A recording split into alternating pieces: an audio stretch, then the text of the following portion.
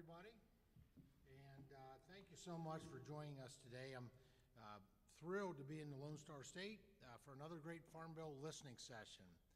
I'm G.T. Thompson, Chairman of the House Agriculture Committee, and as I'm sure many of you know, the current Farm Bill is set to expire this year, specifically the end of September. And without a doubt, the most important part of the Farm Bill process is to hear. To listen and hear from our farmers, ranchers, foresters, processors, and all of our producers, like all of you. So we all know what's working, what's not, and where you need the most support. And so there's a saying I learned BC, which either stands for before Congress or before children for me, that when it comes to public policy, if you're not at the table, you're probably on the menu. And we want you at the table. You don't want us writing this farm bill, listening to the voices, just the voices inside the Beltway of Washington. We need your voices at the table, and that's why we work hard to get out and to be able to listen, to use what God has given us.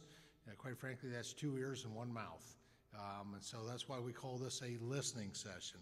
And we're hoping to get through as many questions as possible here in a couple hours that we have allotted. I'd like to thank my esteemed colleagues for joining me. We have a great panel here, and I'm excited to have a bipartisan group of agriculture advocates before you today. We're ready to trade in our dress shoes for our work boots, because that's what it's going to take to get this done on time, in a bipartisan, bicameral way, and quite frankly, something that's highly effective for American agriculture, the most important industry in the lives of every American family. No other industry touches American families' lives more times in a day. And I'd say a lot of families around the world, when you look at our exports that we do, and quite frankly, our humanitarian assistance we provide. I'm pretty confident that, quite frankly, that people with full bellies are less likely to engage in terrorism and war. And that's good for all of us. Also, I want to welcome, with folks who are here today, we've got our hosting congressman from the Texas 17th Congressional District, Mr. Pete Sessions, is with us.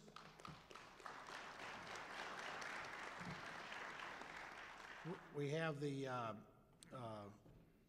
vice chair of the Full House Agriculture Committee, also serves as the chair of the General Farms Commodities, Risk Management, and the Credit Subcommittee, and that's Mr. Austin Scott from Georgia 8th Congressional District.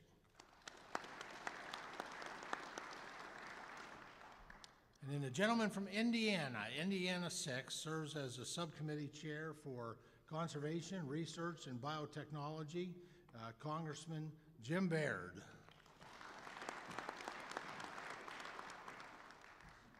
We're joined by a gentleman who has been working diligently to get on this committee, very successfully. Plus, I got tired of him stalking me for 2 years. What a great addition to the committee. We're proud to have him here, representing Texas 13, Mr. Ronnie Jackson. And then we have a gentleman who serves as the chairman of the Livestock, Dairy, and Poultry Subcommittee for the Agriculture Committee, from Kansas 1, Congressman Tracy Mann. And then we have one of our new members that just came on board with the 118th Congress. Really proud to have her as a part of the farm team, a part of the Agriculture Committee, representing Texas 30, Ms. Jasmine Crockett.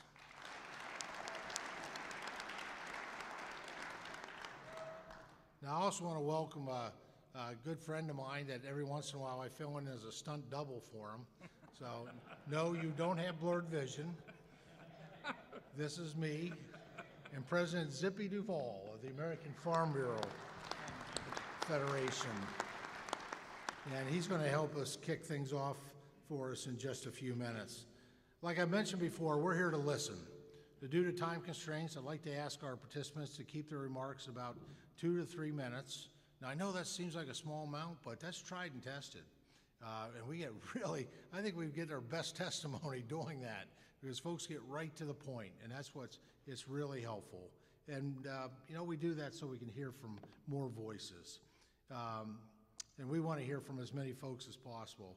And I'd like to assure you there will be plenty of more opportunities to share your feedback with us, and I look forward to hearing from you. If we don't get your question, to answer it, we have your question, and so we'll try to circle back with you. Also, if you go on agriculture.house.gov, you'll be able to actually on our website, the House website, there's a drop-down box. It's got a real easy form to fill out, and we take unlimited written testimony. And so we're looking for your thoughts, your ideas, challenges you're facing, and quite frankly, do me a favor, put some homegrown solutions in that as well, because there's nobody that knows the solutions better to the problems that you're facing than the people that live with them each and every day, and that goes for American, those who are involved in providing us food and fiber and building materials and energy resources, both production and processing. Can't have one without the other. So be sure to grab a comment card from our staff if you'd like to share your feedback today. And that said, we do encourage you to submit your Farm Bill feedback by scanning the QR code at the welcoming table. Another way, it'll take you right in there.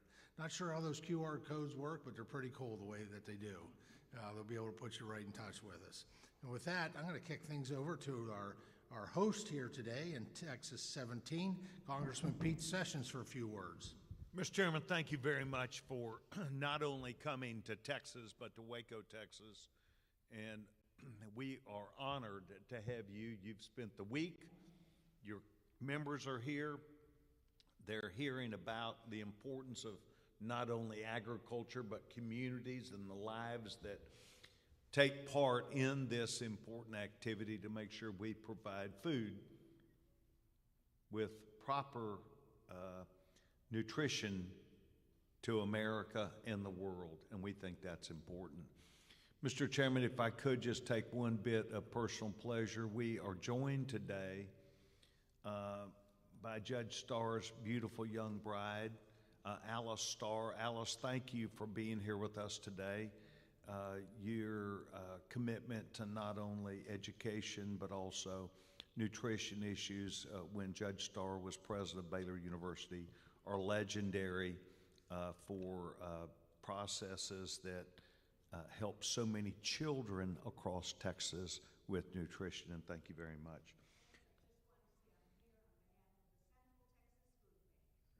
And that is commensurate with Judge Starr and your commitment to the children of Texas and nutrition that's so important. Mr. Chairman, as a 28-year member of the Texas Farm Bureau, I take seriously the men and women who get up and tend to not just the nutrition issues, but really the communities that we have all across Texas. And so today I will say to each of my colleagues that this represents the heart and soul of Texas. To each of you out there, I want you to know that these members who are here that I'm a part of also represent ideas and ideals about American agriculture, and we take very seriously, including our young chairman who's from Pennsylvania. He takes very seriously his role and responsibility to ensure that what happens in this reauthorization of the Farm Bill by the end of September is one that's successful, one that aims to make us better, and one that is bipartisan, meaning that we can work together off issues that are so important for this country. Lastly, thank you to the Texas Farm Bureau and so many people for helping to make this. Our headquarters is here in Waco, and we feel very strongly about the need to make sure that we're supporting Texas agriculture. And Mr. Chairman, I would yield back my time. Well, thank you, Pete. Next, I'd like to recognize my Democrat colleague, Ms. Crockett, for a few brief words. Well, good afternoon. I didn't think that this is what was going to happen when I joined Congress, that I would have an opportunity to come on down the street to Waco and see some of my good Texas friends. So I'm excited to be home. I'm excited to have this listening session opportunity so often people keep saying DC is so disconnected from who we are. And definitely as a Texan, sometimes on the floor, I definitely feel like we are disconnected. And so this is our opportunity to have real conversations. When I joined the Ag Committee, one of the things that I was most concerned about was, number one, that we had the Farm Bill coming up, but number two was nutrition and SNAP benefits. And just a little bit about my district, it's right up the street in Dallas, Texas. 20% of my district lives at or below poverty. And so considering inflation, which we've had a very robust conversation this morning about inflation and how it's hitting our farmers and how it's hitting our ranchers, and how it's affecting the overall industry, I thought about, okay, now we know that people are going to the grocery stores and they're saying we can't afford the food. And we know that those that are making sure that they're producing our food are saying, wait a minute, we're not getting enough money to be able to take care of our families so that we can take care of other families. But what I didn't anticipate was having conversations about things such as alternative fuels. From when I joined Ag, I thought we were going to talk about food. But it affects every single part of our life. When we're talking about climate change, we're talking about Ag. When we're talking about things such as SNAP benefits, we're talking about Ag. When we're talking about, we had a conversation about hemp and building materials, we're talking about Ag. And so coming from the great state of Texas, guess what? We do a lot of Ag down here. And so I was so excited and so thankful that the chairman did decide that it was important that we listen to you. And I want you to know that the chairman has done a fantastic job this week of making sure that he is hearing from everyone, not just one side of the industry. And I also want to thank the Texas Farm Bureau for having us this morning. I'm a bit of an East Texas girl, so I came from Texarkana. And so I was a Texas Farm Bureau member for a number of years. And so Ag is that one thing that while most people may think that it is only rural, it affects all of us. It is rural, it is urban, it is who we are in this country. And so I'm excited to hear from you and excited to get to work for you. Thank you so much, Chairman, and with that, I'll yield back. Well, I thank the gentlelady. Jasmine, thank you so much. Now I'd like to turn things over to my good friend Zippy to get things started. Zippy, take it away. Well, thank you, Mr. Chairman. I want to thank all the honorables here at the table, and I feel honored being able to sit among you. They put me between the chairman and the vice chairman. I don't know whether for them to control me or me control them, but we'll figure out that as we go. Yes. And that 2-minute time trusted tested thing, well, obviously you didn't do it in the South, because we don't talk as fast as you, Mr. Chairman, but we'll try to keep it in the 2 minutes. We'll give you more words, Zippy. So, agriculture, American agriculture, almost 6 million members across this country. This is one of the biggest state farm bureaus in Texas there is in the country, and a great one, and by the great leadership of Russell Baining and his board of directors. We just appreciate the work they do so much. We're about food security and national security. That's what you and I do each day on our farm. We are important to this country so that we can continue to feed ourselves and be healthy. And we're the people that every family looks to each and every day for the nourishment that we grow for them and provide for them. We did a couple of surveys here recently, and I'd like to share two things I saw in the survey. 73% of the adults that we surveyed said that it was really important to get a farm bill passed this year, that it would affect our country negatively if they didn't. 73% of those adults thought that. And 89% of the people we surveyed said that farmers were the most trusted professionals in the country. 89%. So having said that, I've experienced traveling the country. I've been all 50 states and Puerto Rico. I've seen the best side of America and the best people in America, and that's our farmers and ranchers across this country. And I'll tell you what I hear is crop insurance is a cornerstone of our farm bill. Please modernize it, broaden it, and make sure it's there to help these farmers get through difficult times. Title I programs are outdated. The targets and the loan rates in there doesn't reflect today's cost of production. And we know that would call for broadening baseline and we support seeing y'all seeking out trying to do that. Conservation, as long as it stays voluntary, market-based, and science-driven, hey, our farmers have proven to the tune of 140 million acres that they've already voluntarily put into conservation programs. That's the size of California and New York put together. We voluntarily did that, and we'll do that in more conservation and more climate-smart practices as they come. One of the things that's really important, and we farmers understand this, is yes, there's a safety net given to farmers and ranchers through the Farm Bill, but there's also a safety net for the people in our country that are not as fortunate as others. And we know how important it is to keep those two areas together, united in the Farm Bill, so that we can provide that safety net all the way across our food system. And then the last thing I would say to you, two things. One, research and development dollars were being outspent by China and other countries 3-1. Research and development, what keeps us on the cutting edge. It keeps us being climate smart farming. It keeps us sustainable in the future. It's important. And the last one I'll tell you is look around the room and look at the average age of the farmers sitting in this room. We have to do something to make agriculture attractive to young people so they will come back and grow the food and fiber for the future. And that means that we got to find some way to make those margins a little bit bigger so that they can afford to do that. Mr. Chairman, I appreciate you so much as a friend and as a legislator. Trust you a lot. Look forward to working with you, and our organization is there to assist you in any way. Mr. President, thank you so much. And now as we get to our really the most important part of today, and that's hearing from you, I would ask that if you would, if everybody who can stand, remove your cover as we offer our pledge to this country and ask for blessings. And leading the Pledge of Allegiance will be Brandon White, First Vice Chairman for the D8 4-H. Now be followed by the prayer led by Bryce Fisher, Texas FFA First Vice President. I pledge allegiance to the flag of the United States of America and to the republic for which it stands, one nation, under God, indivisible, with liberty and justice for all.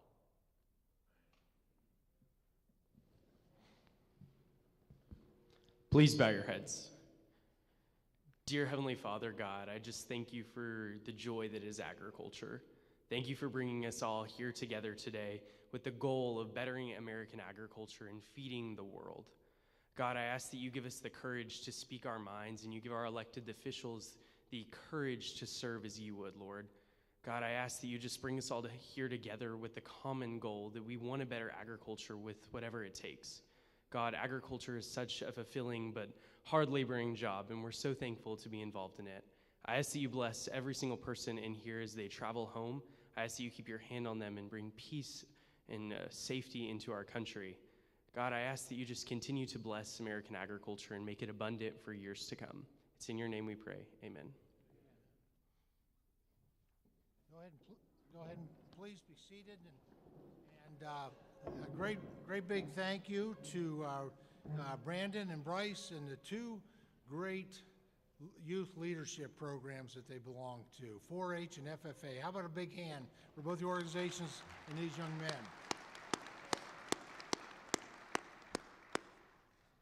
All right, well, we're going to get started. Aaron's from the Ag Committee staff team is going to be calling folks up to the microphone. Now, I'm not used to this. I'm an old football player, although I did have my kids played soccer.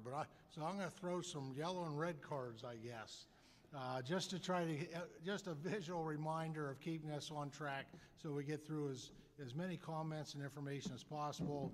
And when I put this one up, you have about a minute to go.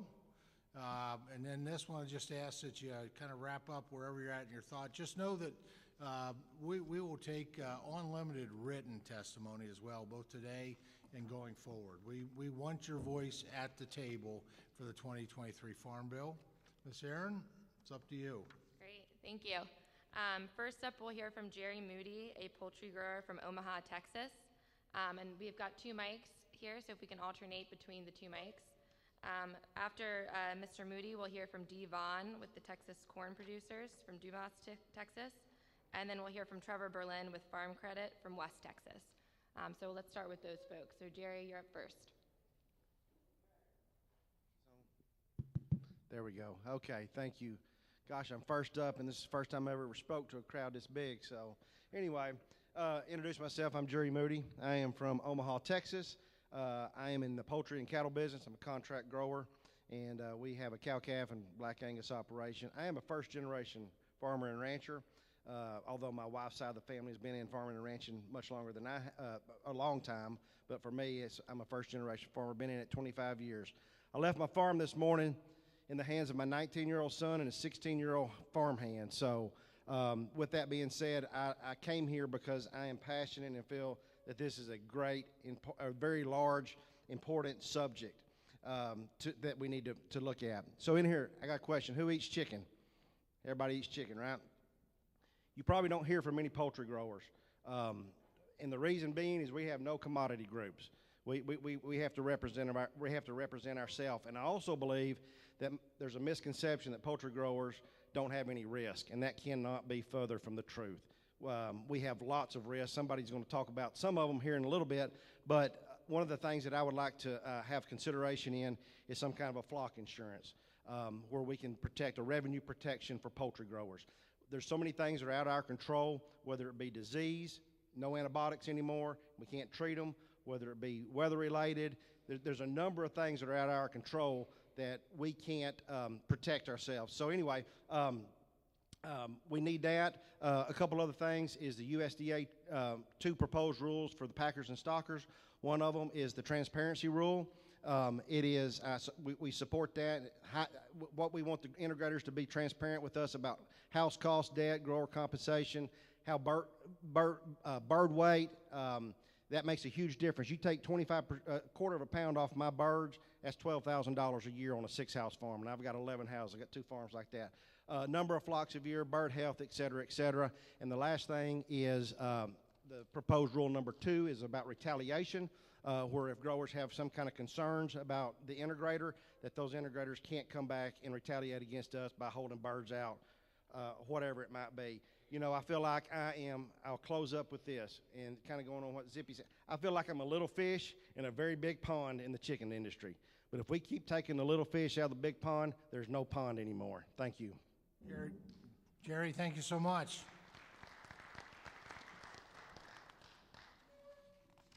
Mr. Chairman, members of the committee, I really want to welcome you to Texas. Thank you for taking time out of your busy schedules to come and listen to agriculture here in Texas. Chairman Sessions, certainly appreciate you being the host here in Waco in the Texas 17th District. The letter that was sent by the chairman representing the committee last week to the budget chairman, Arrington, I thought you hit it spot on. You nailed it. You clearly defined exactly what is wrong with Title I, among other things, but Title I specifically, you defined what was wrong and you defined the solution. And I can't add to anything that you put in that letter, so I'm going to move on and expound on other things. A couple of other things that impact Title I effectiveness, one of them being payment limits. The same thing has happened to our payment limit for an individual farmer that's happened to PLC and ARC reference prices. Inflation has eaten it up. If you go back through the history of payment limits, through all the farm bills, all the way back to the original payment limits in the 1970 Farm Bill, and you look at the buying power that those payment limits had versus today, explains the point. The other issue is base acres.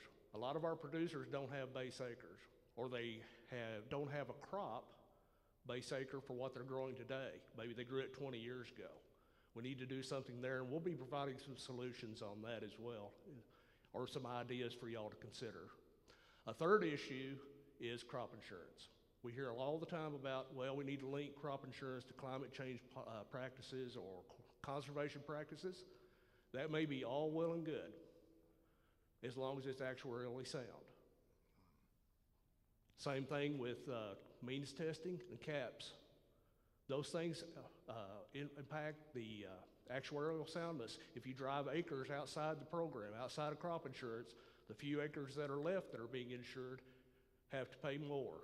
That's the taxpayer paying more as well. I'll conclude with that. Thank you, sir. Appreciate y'all's time and look forward to continued dialogue in the days and weeks ahead.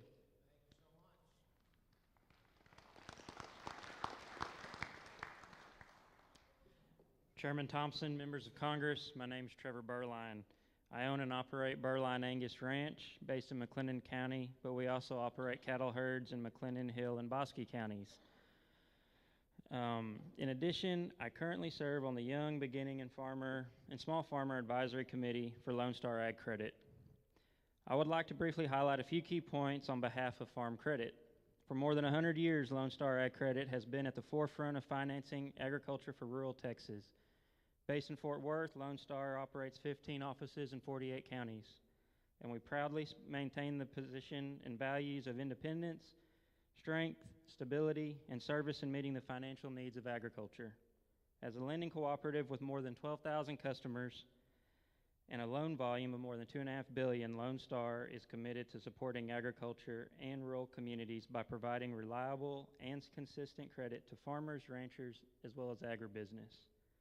Mr. Chairman, as we look to the next Farm Bill, I'd like to draw attention to three key areas of importance to agriculture as well as farm credit: crop insurance, conservation, and loan limits to FSA guaranteed loans. Crop insurance remains agriculture's best risk management tool. It's imperative that Congress continue to protect a strong, effective federal crop insurance program. Conservation and climate will undoubtedly be part of Farm Bill discussions, and Farm Credit believes that agriculture is part of the solution to mitigating the impacts of changing climates. Farmers and ranchers, by the nature of what we do, are the original stewards of the land, and our livelihood depends on it. As you look at the intersection of agriculture and environment, I ask that any of the programs provide a voluntary incentive-based tools for farmers and forest owners, promote private sector solutions, recognize the need for additional research, and not require any additional decision on agricultural lending be based on farmers adopting certain conservation practices. Like many farm credit associations, Lone Star Ag works closely with USDA's FSA on guaranteeing loans. FSA currently caps the amount that it will guarantee a farm ownership or operating loan at $2 million. In an extremely capital-intensive industry like agriculture, this limit can create a barrier to entry for young and beginning producers and reduce the overall efficacy of the program. We support increasing FSA loan amounts to reflect the increasing costs of land, equipment, and other inputs. On behalf of Lone Star Ag's Credit's YBS Advisory Committee members and staff, I want to thank you for the opportunity to speak to you today and share our perspective. We look forward to working with you and your colleagues on the next Farm Bill and stand ready to help you in anything that you may need. Trevor, thank you so much. Much appreciated. Thanks for your testimony. Great. Up next, we've got Slade Shuring, a rice farmer with the CO3S Ranch from El Campo, Texas, followed by Celia Cole with Feeding Texas, and then Matthew Huey with the South Texas Cotton and Grain.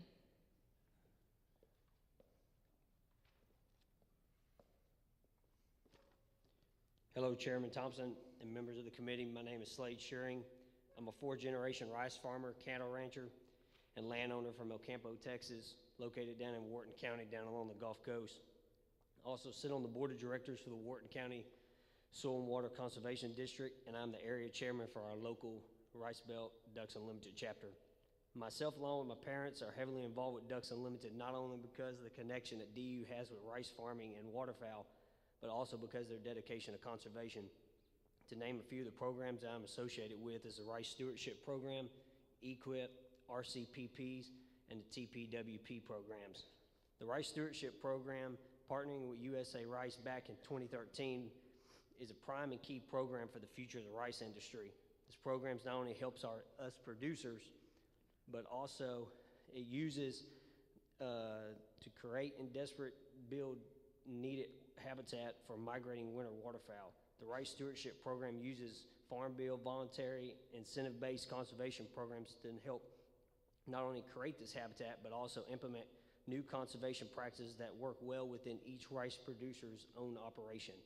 In Texas alone, DU has worked with rice producers to develop 150 Farm Bill conservation contracts on over 100,000 acres of land, bringing over $32 million to producers, workers, businesses, and to our local community areas. Continuing to provide strong funding for these voluntary, incentive-based conservation programs allows the Rice Stewardship Program and other programs to thrive and meet the goal to impact more than 50% of the total rice acres farmed across our country. I look forward to working with you, Chairman Thompson, and the other members of the committee in helping write the 2023 Farm Bill that sustains our natural resources and maintains strong funding for incentive-based conservation programs on all of our working lands. I would also be honored to provide you with a field tour of our farms when the ducks and geese arrive this fall to show you these key programs and practices working. Thank you for your time allowing me to speak and represent rice farmers and Ducks Unlimited. Slade, thank you so much. Slade, let me know when that duck season comes in. Good afternoon, Chairman Thompson and committee members. Thank you for being with us here in Texas. I'm Celia Cole. I'm the CEO of Feeding Texas, the State Association of Food Banks. We support and represent a network of 21 food banks, including the Central Texas Food Bank, but collectively they provide food and other services to every county of the state.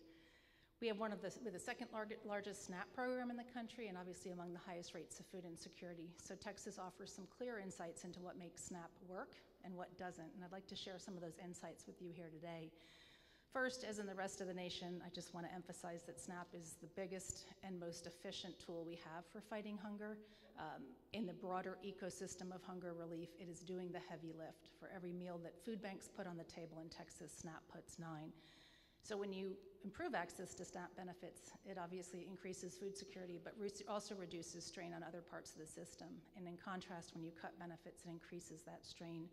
With the end of the pandemic emergency allotments, Texas families and food banks are feeling that strain right now.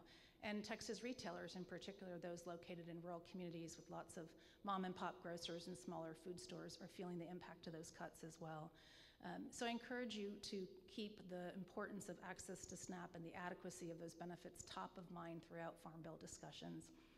My second point is that work requirements in SNAP are not an effective tool to improving employment outcomes.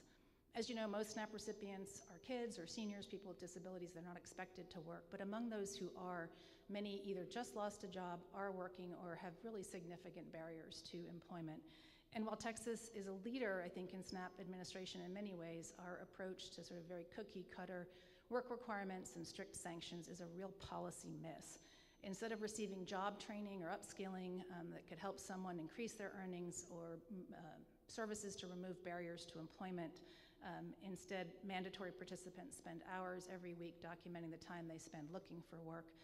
They're encouraged to take the first job that's there, even if it won't lead to long-term stability. So in short, our approach to work requirements creates red tape for participants, not good jobs. So we encourage you to eliminate counterproductive work requirements for SNAP participants, and also encourage you to expand SNAP for low-income college students. Because by helping students finish college, SNAP actually can be an effective tool for improving employment outcomes. And the last point I want to make is that SNAP works best when we reduce bureaucracy and make use of innovative tools. For example, Texas has made good use of technology and data matching, both to support SNAP application assistance by community partners like food banks, as well as reduce errors and detect fraud. We also employ the categorical eligibility state option to eliminate redundancies across programs and increase efficiencies and streamline processes, and that saves the state time and dollars. So states should maintain the ability to decide if that option is right for them. Finally, everyone wins when we eliminate unnecessary paperwork, and our recent efforts to simplify SNAP enrollment for seniors is a great example of that. So I'm going to wrap up by saying that SNAP is proven to reduce the burden of hunger for millions of Americans. It should be celebrated and it should be strengthened. Fighting hunger is a bipartisan effort, and we hope this tradition continues with the next Farm Bill. Thank you. Jody, thank you so much.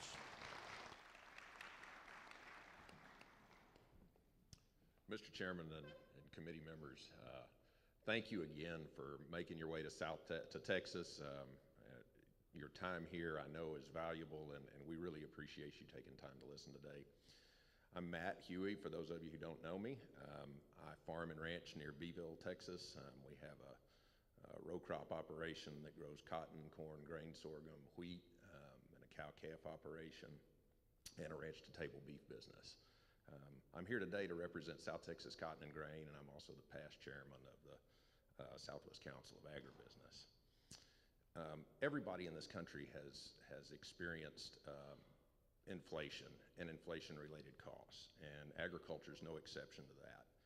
In fact, agriculture has borne a larger brunt than anything we've seen as a percentage advertised in any national media.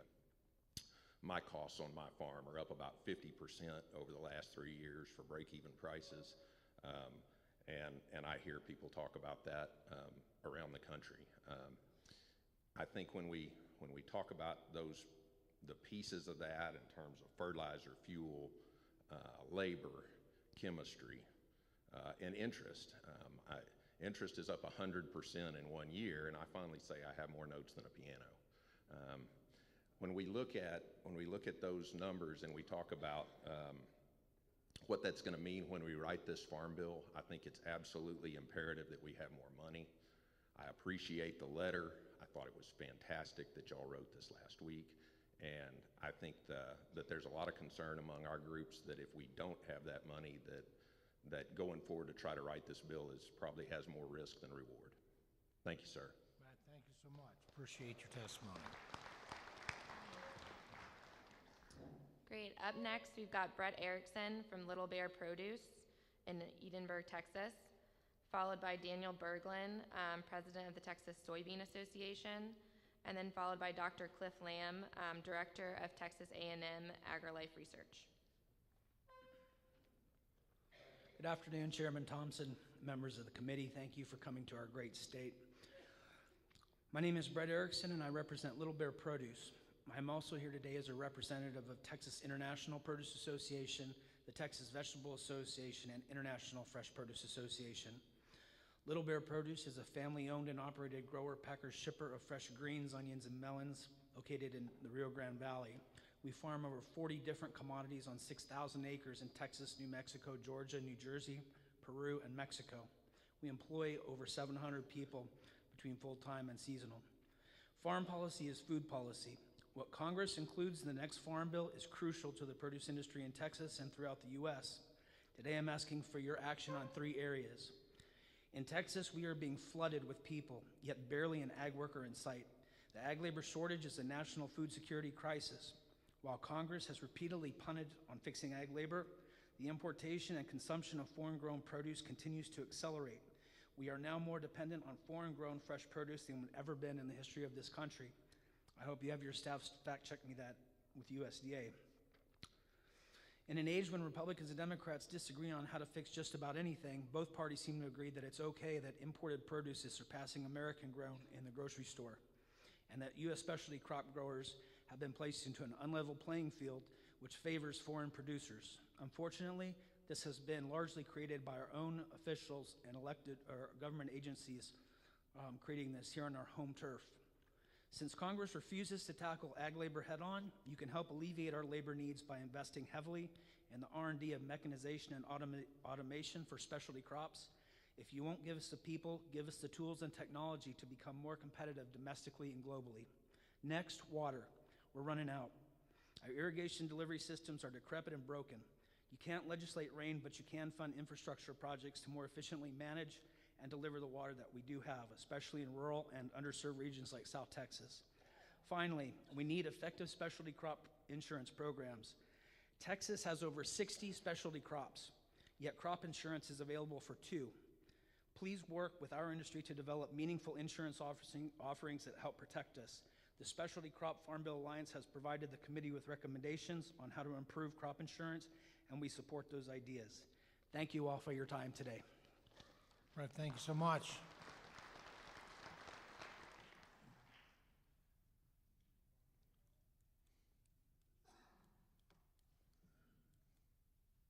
Daniel Berglund, you're up next, followed by Dr. Cliff Lamb. All right, we'll start with Dr. Cliff Lamb.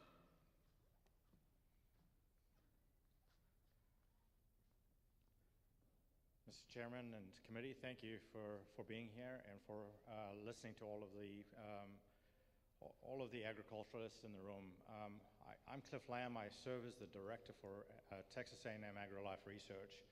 We're the research arm of the Land Grant Institution, and we share a lot of the work that we do with our partners in Extension and the education institutions in the state. There are several things that are extremely important to us sort of moving forward to maintain resilient livestock and crop types of environments. And you know, for us, it's extremely important that we continue to work on not only the environmental sustainability, but the economic and social sustainability of our livestock and crop operations. From our standpoint, though, as a research organization, we turn almost every dollar of investment into greater than $32 in funding back into the pockets of everybody that's in this room here today. And so for us, we have an aging infrastructure. We need significant infrastructure investments into our agricultural research institutions, and we also need to continue to shore up our agricultural research opportunities through USDA in many ways, even on the competitive side. Within Texas, as you just heard, we really need to focus on biodefense of our food system and our food supply chain. Texas imports more agricultural products than any other state through our borders and ports, and figuring out ways to utilize artificial intelligence, machine learning, and things like that to detect issues are extremely important, and we want to lead those efforts. Bioenergy is another area that we need to focus on moving forward, and Texas is behind. We really need support there. Controlled environment agriculture. There is a lot of opportunity when you take a look at the urban communities growing around for us to continue to improve our production efficiency through controlled environment agriculture, and any support in that realm is extremely important. And then lastly, we thank the committee for the support on the feral swine program. That's extremely important, and we would value the opportunity to continue to support that. So thank you for your time. Dr. Graham, thank you so much. Thanks to all your colleagues, too, for what you all do. Great. Up next is Dale Murden, with President of the Texas Citrus Mutual from Mission, Texas, followed by Jeremy Everett with Baylor University Collaborative on Hunger and Poverty from Waco, Texas, and then Damon Wells with the National Turkey Federation from Austin, Texas. Please recognize the gentleman with the best tasting grapefruit ever. Thank you, sir. Yeah. We hope you get back there soon. I hope so, too. They were delicious. Mr. Chairman, members, my name is Dale Murden. I'm a lifelong citrus grower, president of Texas Citrus Mutual, and a former state director for the Texas Farm Bureau. The specialty crop industry is likely the most diverse sector in the ag industry. I mean, we run the alphabet gamut from artichokes to zucchini, with citrus and potatoes to name a few in between. Today, I'll just briefly discuss a few of the recommendations submitted by the Specialty Crop Farm Bill Alliance. For me, TAP program and ECP programs, they're both current programs. They just need some flexibilities or clear direction added. In our case, following a freeze like we had here in 21, growers needed the flexibility to do things like tree removal in many instances where replanting trees just didn't make sense. Also, we need the ability to rehabilitate the older trees. This gets expensive, but also gets us back in production game faster than planting a tree from scratch. The planting density for today's standards needs adjusting. We simply plant more trees per acre now than the program allows. Mechanization and labor, as Brett mentioned, fruits and vegetables desperately need an infusion of funding for the development of technology for the harvesting and handling of specialty crops to remain competitive. Personally, I'd like to turn the dialogue around on the continued debate around immigration and labor and look inward about how we can solve some of this through mechanization and automation. The Emergency Citrus Disease Research and Development Fund. Please continue to support this most important avenue of research. As Representative Kamick can testify, it's devastated the flora industry, and we really need that. Adjusted gross income and pay limits. We ask that the AGI limit be waived if 75% or more income is derived from farming, similar to the 2002 Farm Bill model. High inputs of specialty crops really hamper us from participating in most programs. Personally, a permanent disaster program would really be beneficial. Just in my end of the world in South Texas, we've had some really bad luck the last few years. We had a hurricane in 20, We had a deep freeze in 21, sandwiched between record droughts and limited irrigation supplies now and in 23. Don't get me wrong, the ERT programs were a blessing for many of us struggling to fight our way back, and we thanks for that support. But many crops grown, like Brett said, have yet to see any relief from 20 and 21 disasters and have no real crop insurance products for their crops.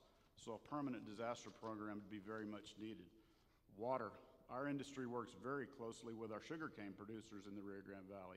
Recent droughts, extreme heat, and lack of water owed to the United States from Mexico have contributed to a decrease in production. Citrus, sugarcane, and other crops are multi-year crops once planted.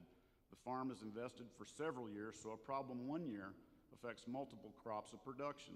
Without adequate water resources, the producers won't deliver enough crops to run, causing significant increases in employee layoffs.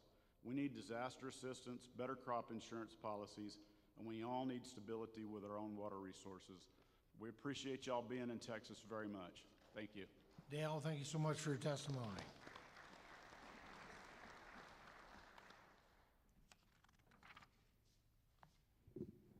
Hello, Mr. Chairman, members of Congress, Congressman Sessions, we thank you for being here in Waco and for hosting this listening session. Mr. Duval, really appreciate your comments. To kick this thing off, I thought you nailed it. My name is Jeremy Everett. I serve as the founder and executive director of the Baylor University Collaborative on Hunger and Poverty. At the Baylor Collaborative, we believe that a world without hunger is possible. And we believe that answering that is in creating that opportunity is through cultivating innovative solutions that can be scaled both nationally and globally.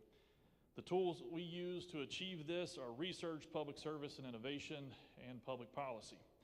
We currently have research and innovative projects happening in every county in the country, from coast to coast, border to border. Most recently, we partnered with USDA to address rural hunger for children when they got out of school. During the pandemic, we know when schools shut down, kids around rural America didn't have access to school nutrition programs, so we partnered with Secretary Perdue at USDA to be able to develop a program we called Meals to You, where we scaled that program nationally to ensure that 270,000 children would receive 2 meals a day during the shutdown. Because of your wisdom, you all made that program a permanent program through the omnibus, and so now kids in rural America will be able to utilize that program in perpetuity. I've got a couple things to tell you.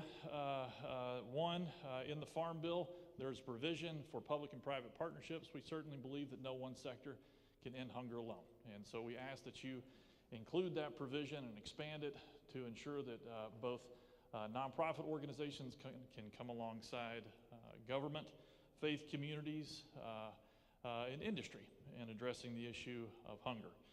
The second thing is that we know that there is a larger amount of older Americans who are experiencing food insecurity. We'd ask that you, through research and innovative projects like pilot projects with Meals on Wheels America, will look at how we can expand access to food for families who are older Americans. And then the third thing is certainly we want to echo Celia Cole's comments that SNAP is one of the best programs we have at addressing hunger in a comprehensive way, and so we appreciate your commitment to continuing and strengthening that program. Thank you. Jeremy, thank you so much. Chairman Sessions, Chairman Thompson, good to see y'all down here in my neck of the woods. Now, I am actually from Paris, Texas, not Austin, Texas, and I don't know how we've made it this far in the Farm Bill discussion without talking about football, but your Texarkana, Texas High folks kicked our butts back in high school, and I can't say I have ever let that down. Anyway, on behalf of the National Turkey Federation, represent all the turkey farmers throughout the country. You all know very well that the high path avian influenza outbreak has impacted and killed 10 million turkeys nationwide, about 58 to 59 million eggs, ducks, and turkeys nationwide as a whole, and cost the federal government over $2 billion in funds dealing with this outbreak, and we are nowhere near the end of this particular session. We also had it back in 2015. This is a worldwide epidemic that we have to deal with, and we need some broad and really critical ideas. A couple of things that we want to deal with. One, the three-legged stool, which is the NADPREP program, the NALMS laboratory, and then the vaccine bank. People may not know, while you also have the hoofed animals that utilize the vaccine bank, the high-path avian influenza vaccine that may ultimately need to be deployed also can be stored in that particular program. So support and keep that going. We're working very hard to do this, but it's important to deal with that. One of the other things that we're working on and talking about is a consortium that deals with the high-path avian influenza and bringing together the brilliant minds across the country. They did this back on E. coli 0157H7, brought together a bunch of universities, the best minds, to understand how do we work together, a center of excellence, whatever you want to call it. But it's important that we bring the minds together, because if you ask any folks around the world, there is no solution to this, and we need to make sure that we're bringing the best minds to boot on this particular program. Once again, 47 states have it, so nobody is immune, and no poultry product is immune. If it is exposed to it long enough, it will die from this particular outbreak. The second thing, or the third thing, we also want the expanding agriculture export program, which doubles MAP and FMD funding. We certainly support that. I actually am going to Colombia later in May on a export program and expanding those programs and working with that. There are great success stories, one of the Philippines, that go with this particular program. And then finally, the supply chain enhancement program, which actually focuses on cold storage around the country. They utilize this in many different locations through the FMD and the MAP program, and we want to make sure that a lot of that money gets dedicated to cold storage, because then our products, whether it be India or Morocco or a lot of Africa, we have the ability to get in there and store those products safely. Thank you very much, and we look forward to working with you guys during the Farm Bill process. Damon, thank you so much. Appreciate your leadership. Great. Next, we'll hear from Brad Hempkins with Ducks Unlimited, the state chairman from Allen, Texas. Then we'll hear from Dale Kugat with Olam Agri from Richardson, Texas. And then Brett Erickson, oh, sorry, excuse me, we already did Brett. Then Blair Krebs with the Texas Pecan Growers Association.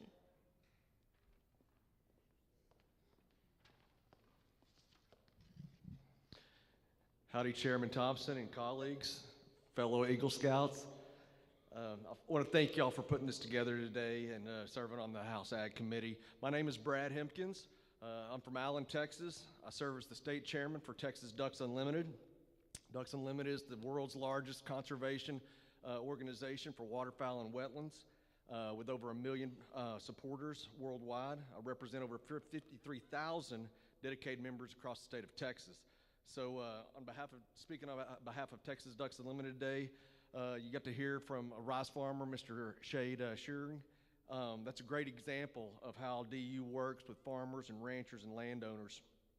It goes without saying that agriculture and forestry are strongly linked to our wildlife and outdoor industry. We can thank our farmers and ranchers for our wildlife habitat.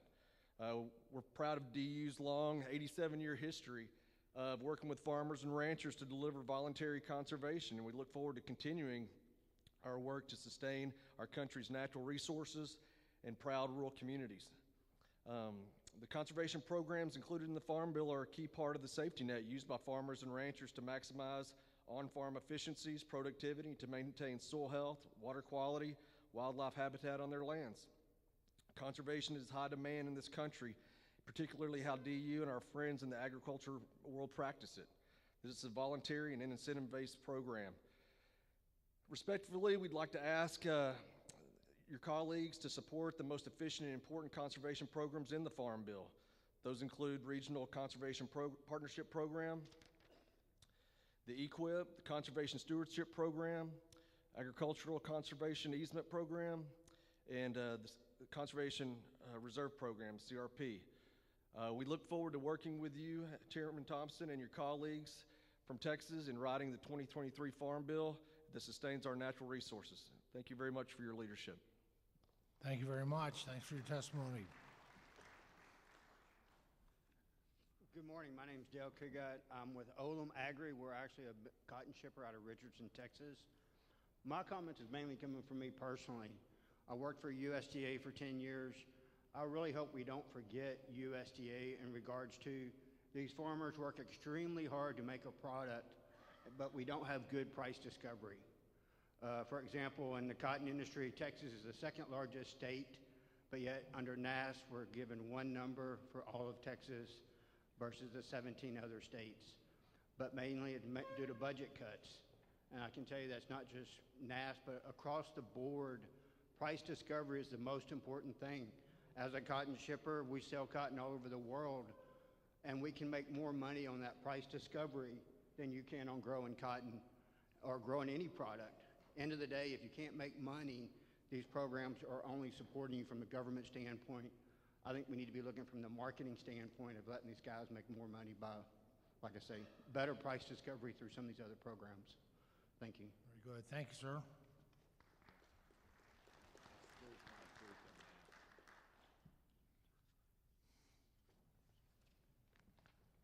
Hi, I'm Blair Krebs with the Texas Pecan Growers, and I'll start off by saying I don't care how you say the word, as long as you're eating them and supporting our growers, that's fine by me. And I won't repeat a lot of one of my pecan partners here already spoke to y'all earlier. I know a lot of specialty crop people said a lot of things that needed to be said about our industry, but we face the same issues, the trade issues, which we've had y'all's help with, as well as input costs. But I'll also put in that pecan trees are a permanent crop and also a native crop. So when it comes to crop insurance, which is a wonderful safety net for our industry, there are some issues, particularly in Texas and the western states, in the way that crop insurance is handled and decided upon. It works very well in eastern states, but because we're across over 15 states in our production, we could really look to help to make sure that safety net is adequate for the entire industry. So with that, they're very covered a lot of the issues. I'll go from there. Thank y'all. All right, thanks so much. Great. Next, I've got Charles Ring with Texas Corn Producers, followed by Rodney Schappa with an owner of a farm from Lubbock, Texas, and then Gary Jackson with the Western Peanut Growers Association from Seminole, Texas.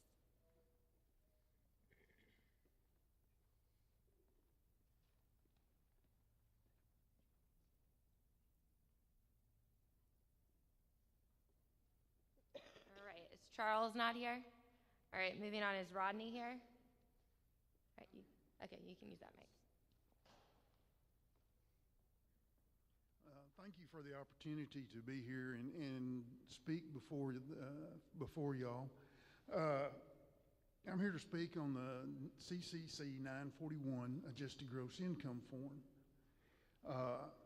I grew up on a farm. I farmed for many years, and then I went to work for FSA as a CED in a large cotton-producing county. This form it's very time-consuming, very labor-intensive. We have to send it to the IRS. Billions of dollars is paid to the IRS to process this form and to tell the FSA that somebody is over their adjusted gross income. In the county I worked in, I could count the number of people that were over the AGI on these two hands. Most of those were oil producers. They were into the stock market. They were retired, or their husbands had outside income. I don't know of any farmer that went over that AGI. There needs to be this form. When it came out, in 2003, it was a 5-year form.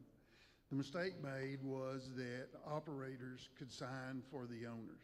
It takes the original signature, and now there's got to be a way that that original signature on this form could be used for multi-years, 3 or 5 years. They could sign it up when they go to the FSA office, sign into the Farm Bill on the 5-year program. The FSA office could check a box on there that they have the form, and IRS could be allowed to cross-check these forms and on the tax returns and come back and tell the FSA office that yes, that person is eligible, or no, that person is not eligible, without having to take almost a full-time employee all year working on these AGI farms.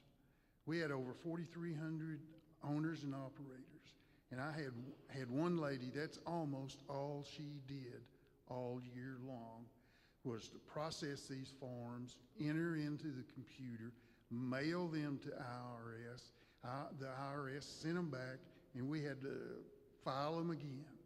It's very time-consuming and labor-intensive. There's got to be a better way to do this and save that employee with all the budget cuts, that employee can be doing something else to help the producers in that county. Thank you for the opportunity to speak. Rodney, thank you so much. Thanks for identifying that.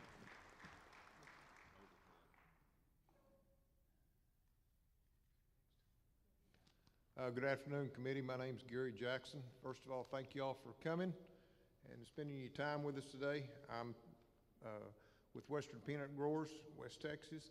A couple of things. Number one, I would like the committee to look at this as the Farm Bill as a whole.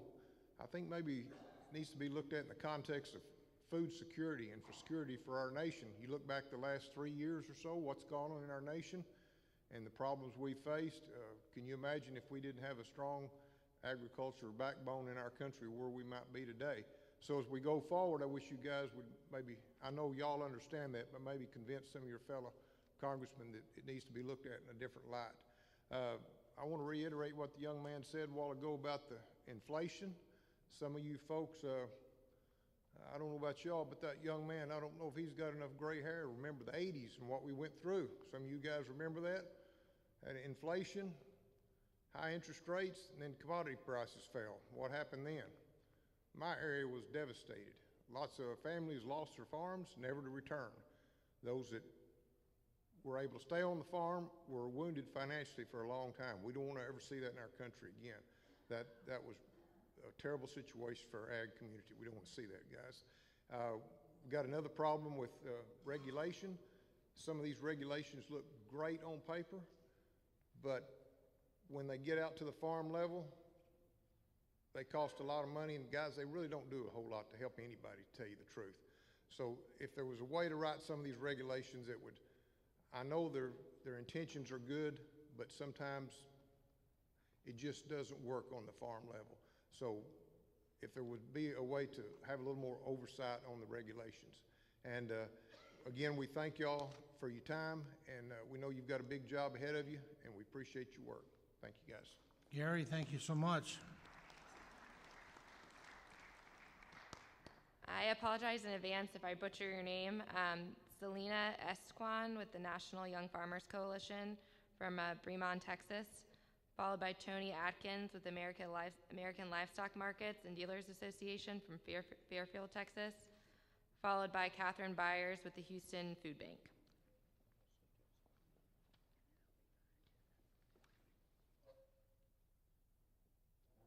First of all, I just want to say my grandmother is like so happy that I could be in front of you, Jasmine. She's in Dallas, so she was excited that I would be here today. But I'm Selena Sakau. I'm a farmer from Robertson County, Texas, in this district. I started my farm, Dry Bones Hills, in 2020 on our family land that's been in our family for 150 years. It's considered heirs property. Heirs property is land that's been passed down without a will or deed from the deceased property owner to all of their descendants.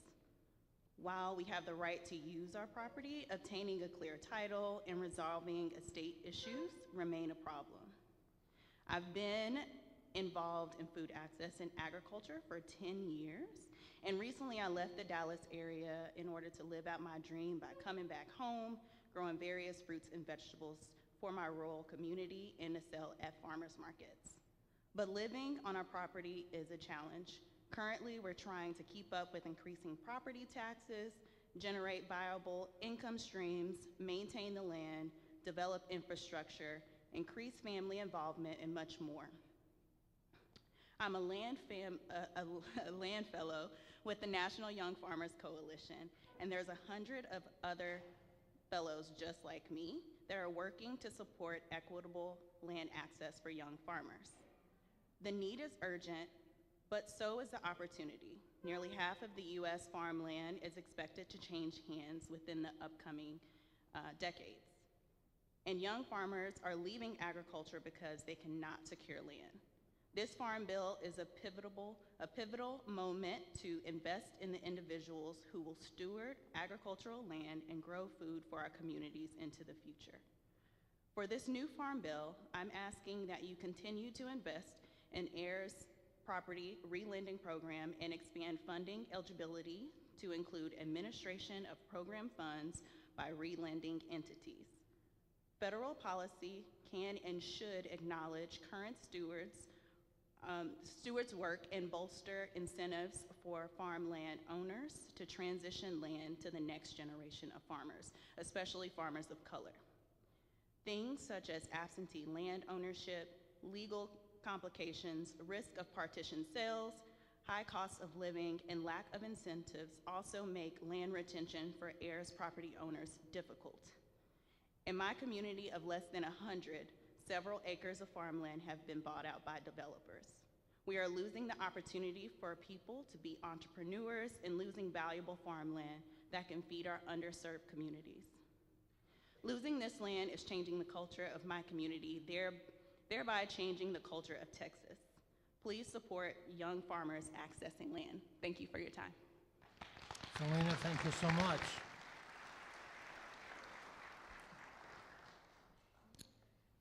Good afternoon. My name is Tony Atkins, and I represent Livestock Marketing Association of Texas and American Livestock Markets and Dealers Association. I would like to thank Chair Thompson and the entire House Ag Committee for coming to Texas and hosting this listening session. We appreciate the opportunity to provide input. Texas has the largest cattle inventory in the U.S. with 12.5 million cattle and calves. Our member livestock markets and dealers will market most of these cattle along with sheep, goats, and horses, comprising millions of dollars to trade on an annual basis. Livestock dealers provide valuable liquidity in the market and help enhance price discovery for all market participants. Livestock markets and dealers also serve as one of the first and only touch points in the supply chain for small and mid-sized livestock operations, and therefore play a valuable role in helping USDA achieve several of its key objectives. I want to focus my comments today on 4 points of emphasis. First, animal disease traceability. The evolving animal disease traceability landscape is placing increasing demands on cow-calf operators who will eventually be required to tag cattle before leaving their point of origin. Because many livestock producers lack the facilities or resources to identify their livestock before leaving their place of origin, livestock markets carry a significant and undue burden for the industry by serving at least as the first touch point for these operators. Livestock markets and dealers therefore serve a unique role in implementing an animal disease traceability plan.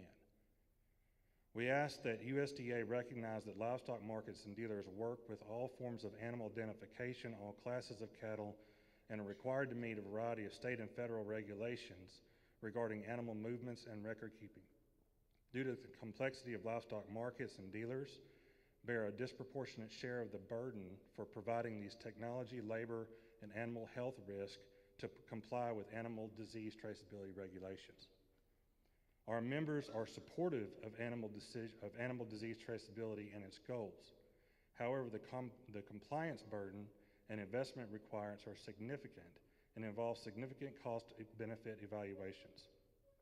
For example, innovations like the high-frequency ID-enabled back tags are an excellent option for livestock markets and dealers to permanently or to electronically identify livestock and to meet interstate movement demands, but may represent challenges for others in the supply chain. To enable all livestock markets and dealers to comply with the complexity surrounding animal disease traceability, we believe USDA should consider grants and/or funding mechanisms to support livestock markets and dealers required to provide readers, equipment, systems, and labor required to meet animal disease traceability requirements at the speed of commerce. Second, rural broadband infrastructure. Livestock markets and dealers are increasingly dependent on rural broadband infrastructure. Many livestock markets and dealers rely on internet services to help promote, buy, and sell livestock, with an increasing number of buyers and improving price discovery. Rural broadband is key to offering these marketing services. According to the Federal Communications Commission, 22% of rural areas lack high-speed internet. We encourage USDA to continue to invest in reliable high-speed internet services to help facilitate and improve economic activity in rural areas. Third, livestock risk protection.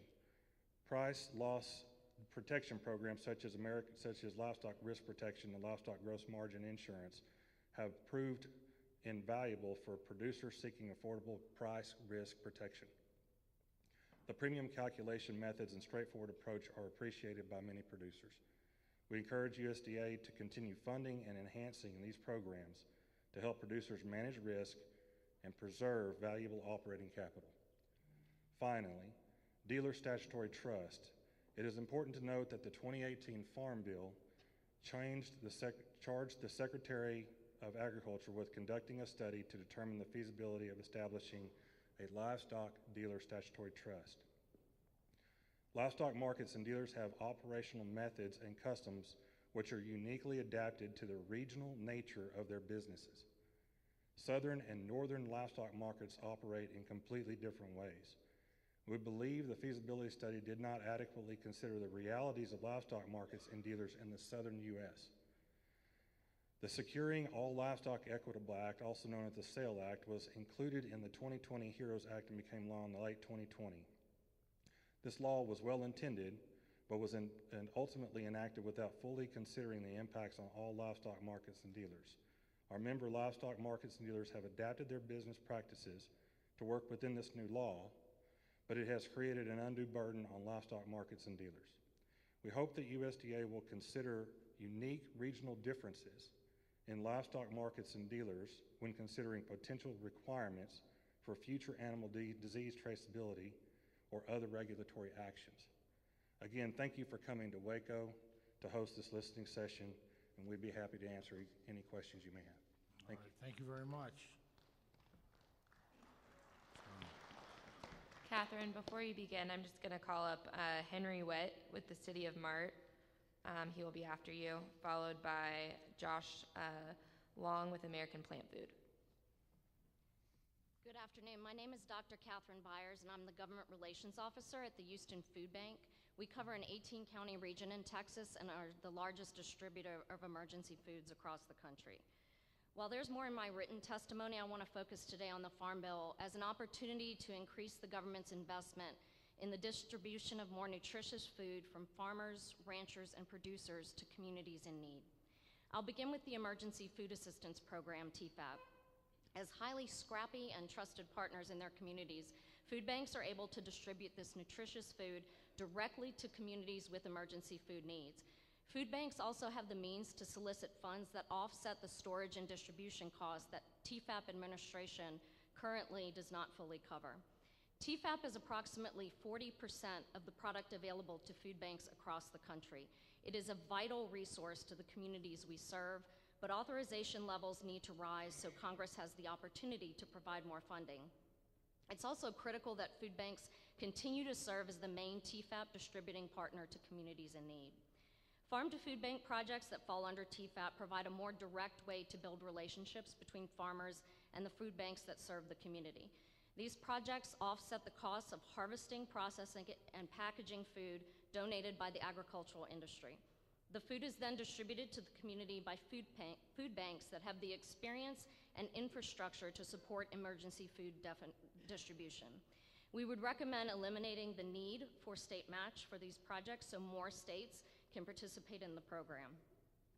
These and other aspects of the nutrition title are not only essential for the health of our communities, but for the economic success of our communities. We look forward to working with you in the next few months in order to strengthen the Farm Bill. Thank you. Thank you very much.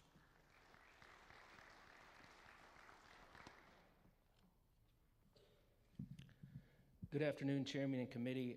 My name is Henry Witt, and I'm the former Mayor Pro Tem of the City of Mart. And now I work for MRB Group Engineering as a municipal consultant to the city of Mart and other communities in Central Texas.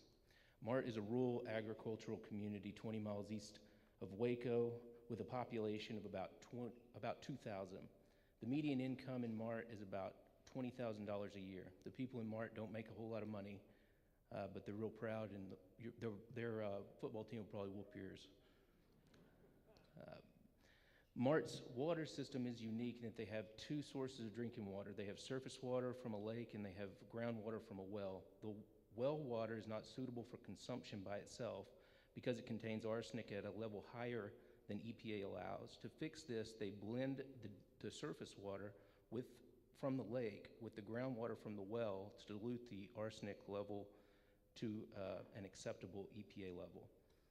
During Winter Storm Uri, the pumps in March Lake froze, so they were unable to use any of the water from the lake for blending, and they were forced to send arsenic-laden well water to the citizens. After the storm, in an attempt to keep this from happening again, Mart submitted for USDA funding through the Emergency Community Water Assistance Grants Program, and also referred to as ECWAG. This is through USDA. According to the Code of Federal Regulations, the objective of the ECWAG program is to assist residents of rural areas that have experienced a significant decline in quantity or quality of water. In Mart's case, they experienced a significant decline in both. Yet Mart was denied funding by the by the USDA through the ECWAG program before they even submitted a full application. USDA basically said that the water decline was not significant enough, which might make you wonder what level of arsenic in drinking water would USDA consider significant, even after EPA has considered the same level significant enough to find rural communities tens or hundreds of thousands of dollars. So let me be clear. This emergency meets the exact definition of this funding program, but funding was denied. If Mart's emergency and others like it don't meet the level of significance the USDA requires to help these rural communities, if this emergency doesn't qualify for an emergency community water assistance grant, then what would? Mart and other communities that were negatively affected by Winter Storm Uri would appreciate the committee's assistance in this matter in any way that you see fit. Thank you for the opportunity to be heard. Thank you very much.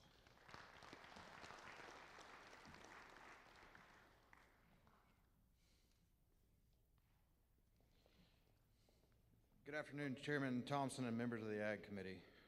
I'm Josh Long with American Plant Food and Sigma Agriscience out of Houston. I'm also an active board member with the Fertilizer Institute in Washington, D.C. We face a lot of regulatory burden that limits growth of domestic fertilizer supply. A $500 million grant is appreciated, but won't solve the supply and demand issues.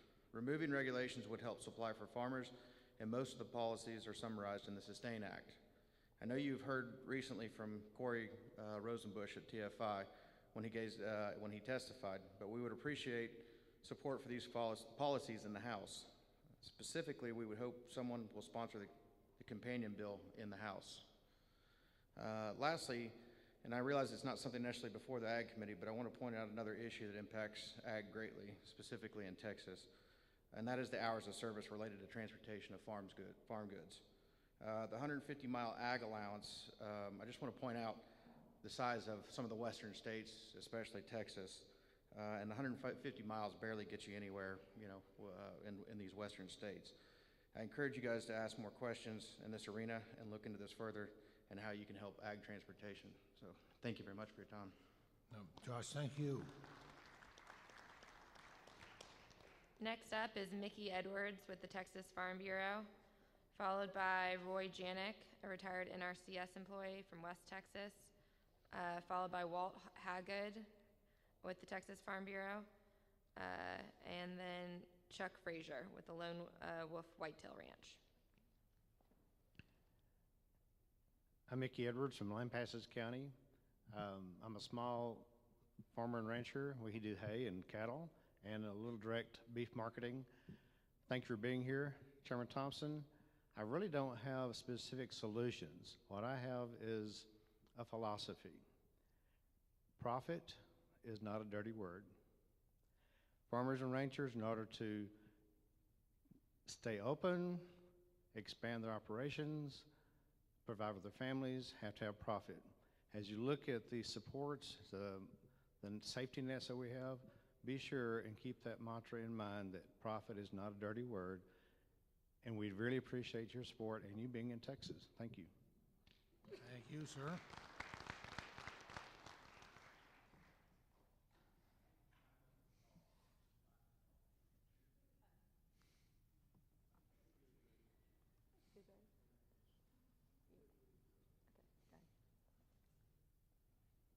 Chairman Thompson, members of the committee, members of Congress, thank you for this opportunity for us to gather here today and share with you about agriculture and our needs. We appreciate that opportunity very much.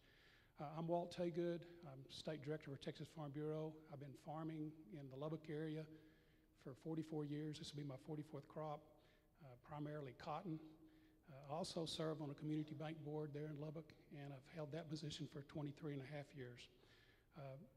In that bank board, I also serve on a committee, the Directors Loan Committee.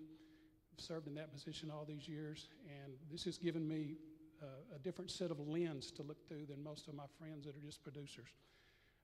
But from my personal experience and from being on the bank board and having the opportunity to see things that others may not see, what I want to try to explain to you is agriculture is extremely complex, as you well know. And it's so complex that a lot of times it's really hard to communicate to different people what's going on.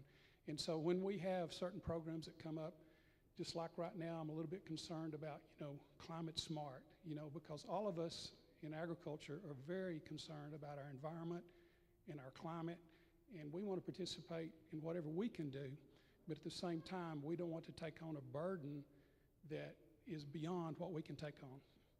And so what I've noticed over the last several years is that when you get to know producers across this state, they're all different. We talk about this at the bank a lot. There's not any one of them that are the same. But what I've noticed more than anything else is all those producers understand best practice on their operation. And we need to have a farm bill that supports that, farm policy that supports individual farmers providing best practice on their operations. And so I would hope that y'all would keep that in mind and let's not let something take over that would be damaging to that point right there, that producers would be, in a cookie cutter position to do something that's not advantageous for their operation. So, keep that in mind. And I want to thank again very much for your time and for you coming here to Texas. Appreciate you all very much. Appreciate your passion for our country. Appreciate your passion for agriculture. In Texas Farm Bureau, just know that our members are very passionate about feeding Texans and feeding the world and the nation. Thank you. Well, thank you so much. Appreciate your testimony.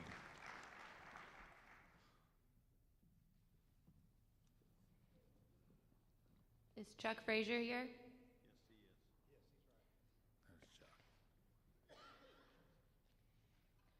After Chuck, we'll hear from Cynthia Stanek. Is that me? You're up first. I'm hard of hearing.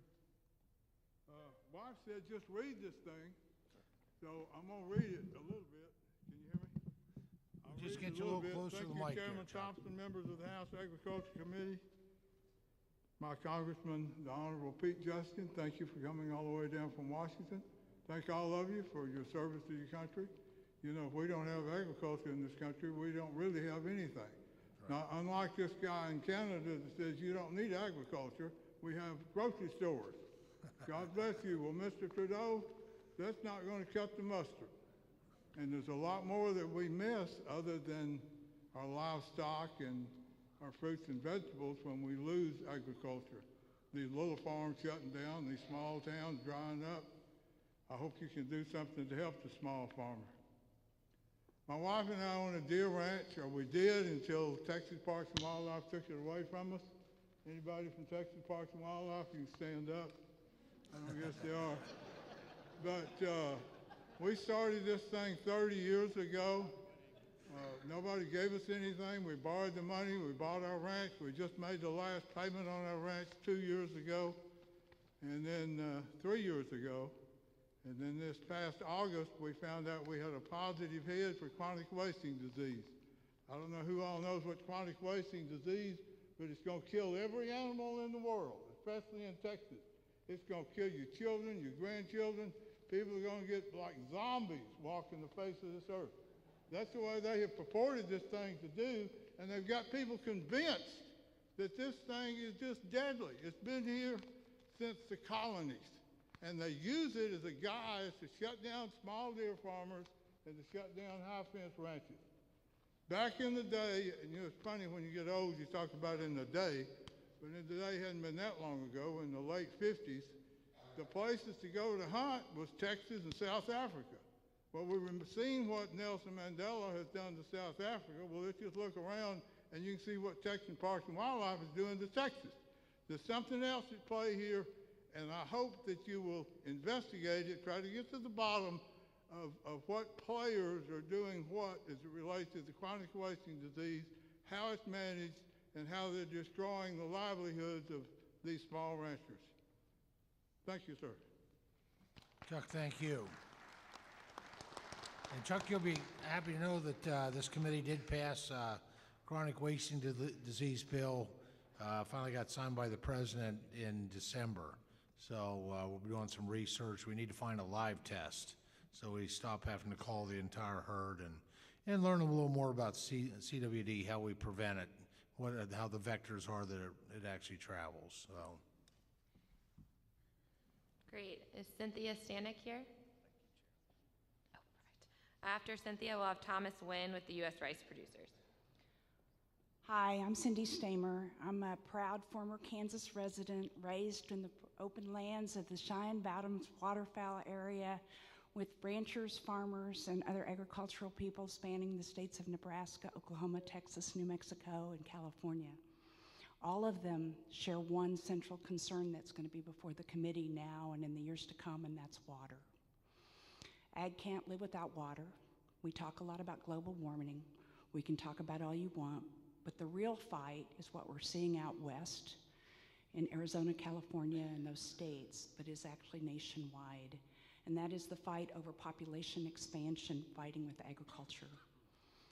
If we want to shoot pheasant in Kansas, have cattle in New Mexico and Texas, and feed our nation and the world, we want to have the great wheat states and sunflowers of Kansas and the corn and the hay and the other things like peanuts I learned about this week here in Texas. If we want to have timber in the chairman's states, if we want to feed and have our people prosper, we got to solve the water problem. And we got to put our heads together and balance the EPA and communities and other things. And what happens out west is happening here in Texas and everywhere else. Teen Bill Pickens, in one of the interviews I got to do with him years ago, stopped viewing oil as number one and views water as number one. So I beg you, not just for our ag communities, but for cities and elsewhere, we need to make this a high priority. The second issue is one that Congressman Sessions probably gets tired of me talking about, but as a rural American who's grown up with and continues to spend most of my social life with people in small towns across these states and others that I mentioned, I want to point out to you that most small and family ranches are sole proprietor, they're small business, and they live in places where they don't have a lot of option for health care or options for health coverage. And they live in professions that are desperately dangerous.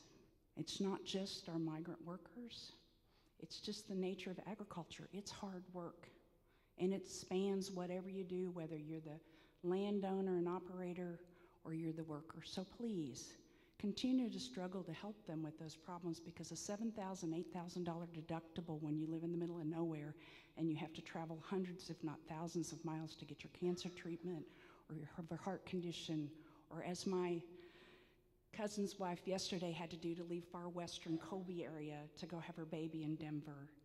They need the help there. So that's critically important. And then I want to point out a final area really quickly.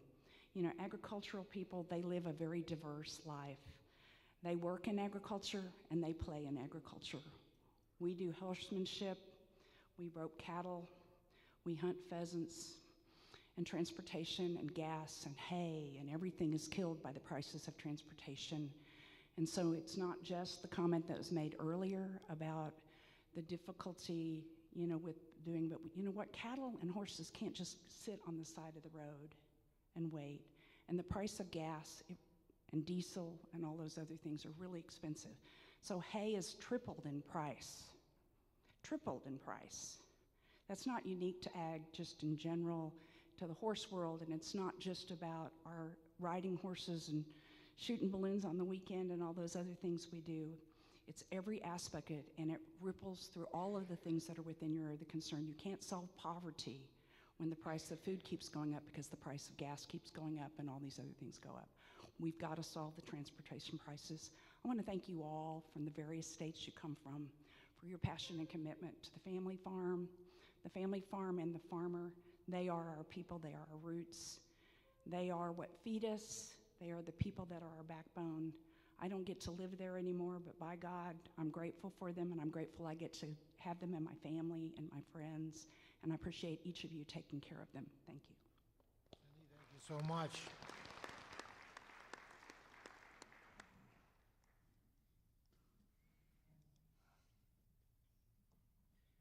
Great. After Thomas, we'll hear from Sean Holliday with the National Cotton Council, and Rodney Schronek with the National, and Melissa Huberstroh with the IFYE Association. Mr. Chairman, members of the Ag Committee, thank you so much for taking the time to come down here to Texas, having a listening session. It's always a pleasure to get to interact with the people that make the policy, and we really appreciate it. My name is Dr. Thomas Wynn. I'm a rice farmer, corn farmer, cotton farmer in Wharton County, Texas. I'm here on behalf of the U.S. Rice Producers Association. I sit on their board. I'm also a member of the Texas Rice Council. First, I would like to thank you for the $250 million rice package that y'all recently passed as part of the omnibus bill. It came at a very unique and fortuitous junction in time for rice producers as we were coping with historically high input prices, and unfortunately a market that wasn't responding sufficiently to offset those costs. I'm feeling it on my personal baseline on my farm. As we move into the Farm Bill season, this is the most important piece of legislation on the docket for me this year, simply because the failure for the rice market to reflect current input cost of production requires me to lean ever more heavily on the safety net benefits that are encapsulated within that piece of legislation. Like many of the other folks in this room, one of the things I'd like to ask for is a little bit more money, because we've been feeding the nation and the world with 0.2% of the federal budget. So if we could maybe get a little bit more into the commodity support program, we'd be really grateful. The same with reflecting some of the reference prices to reflect current costs of production. That would be helpful as well. As you mentioned earlier, your insurance program is a true cornerstone of foreign policy. Thank you so much for perpetuating that, and any improvements you can have would be grateful. And also anything that you can do is through the farm program to facilitate exports, whether it's the market access program, the foreign market development. That gives us kind of the third leg of the stool to keep our marketing options open. Thank you very much. Thomas, thank you. Appreciate it. Hello again, Mr. Chairman and committee members. Appreciate y'all being here. As I talked more personally earlier, I'm Sean Holliday. I served this year as chairman of the Cotton Council, and my real job is I'm a farmer out in West Texas. My wife Julie, daughter Katie, and I are mainly cotton farmers out in West Texas and Dawson and Martin counties. That's what we do for a living. That's what we've always done for a living. That's what we want to continue to do for a living. But right now I'm rising in representing the National Cotton Council, which most of you know, and if you don't know, represents 7 segments of the cotton industry. If it's part of the cotton industry, Cotton Council develops policy and tries to get a consensus on our recommendations, and we move forward with that. and it's a pleasure to serve, and been working with them ever since I was very young, and realized very early on in my life that federal farm policy and crop insurance both were going to be the most important, even more important than rain prices or anything else, because that is what kept us out of the trouble with other countries subsidizing and over-subsidizing. It's what's kept us out of major weather-related disasters and made me able to borrow enough money in the hard times to make it until the next time. And I appreciate y'all being here and listening to this. And with that, I'm going to read my points as not to get sidetracked. The 2018 Farm Bill will serve the industry well. However, the significant increase in input costs and disruptions in the global cotton market are undermining the effectiveness of the cotton safety net. We are grateful the House Agriculture Committee has urged the House Budget Committee to invest additional financial resources to write the 2023 Farm Bill. Since the finalization of the 2018 Farm Bill, a majority of producer assistance has come through ad hoc funding from Congress and USDA. While this relief has been valuable due to untimely disasters, trade disputes, and demand destruction due to the COVID-19 pandemic, the committee and the Budget Committee should use the 2023 Farm Bill to shore up the grower safety net and risk management tools. This would provide certainty to growers and lenders while also bringing about long-term budget savings as we move away from reliance on ad hoc disaster. The current safety net for cotton producers consists of three critical components: revenue and price protection from ARC PLC, a full suite of crop insurance products and that producers can tailor to fit their needs, and a marketing loan program available on all production. This structure should be continued in the next Farm Bill. I encourage this committee to bolster those tools in order to better meet the needs of cotton producers in the current climate of high production costs and volatile markets. Despite the increasing competition from imported textile apparel products, the U.S. textile industry proved its resilience during the COVID pandemic by quickly shifting their manufacturing facilities to the production of personal protection equipment. The ability of the U.S. textile industry to maintain this production and employment base can be attributed to the continued benefits of the Economic Adjustment Assistance for Textile Mills. This program should be continued in the next Farm Bill, and we encourage the committee to look for opportunities to boost the support of this program. A strong conservation title is beneficial for the environment and is an important tool for producers across the United States. Working lands conservation programs are the utmost importance to most producers. Funding approvals must recognize the unique regional production practices while rewarding and not penalizing environmental productivity of early adopters. The 2023 Farm Bill should not impose any further tightening of payment eligibility restrictions or limitations due to size. Recent disaster assistance programs recognize the detrimental impacts of overly restrictive limits and provided more reasonable limitations to benefits. Similarly, similar provisions should apply to ARC PLC commodity and conservation programs. Mr. Chairman, thank you for the opportunity to address this committee. Sean, thank you so much. And thank you to the domestic cotton industry for the role that it played during COVID.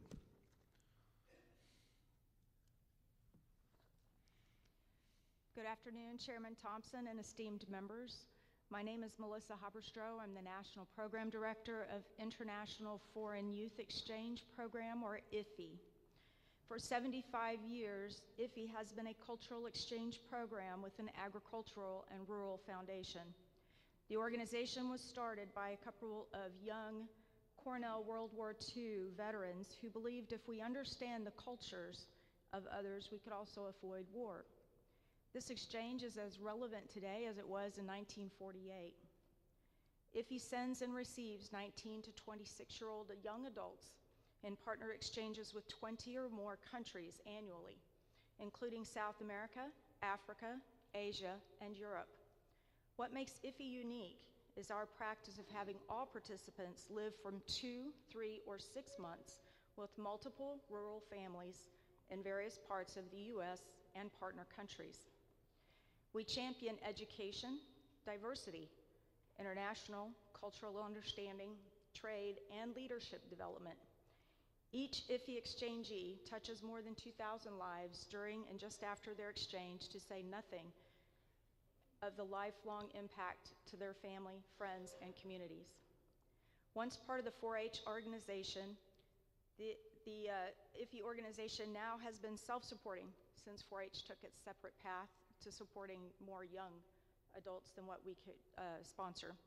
The goal of our organization is now to send 100 to 125 IFIs to partner countries and receive an equal number of exchangees each year.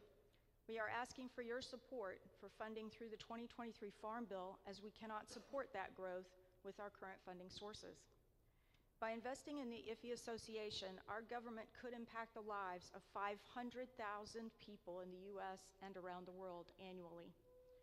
The deliverables for this program are to provide in-depth knowledge of international cultural differences, trade barriers, foreign agricultural production, and value-added uses to future leaders, such as Philip Wessel, a 2022 IFI to Germany, who said, "IFI gave me an opportunity to get an international perspective on agriculture at an early age by utilizing long-term connections to provide an immersive experience in international farming.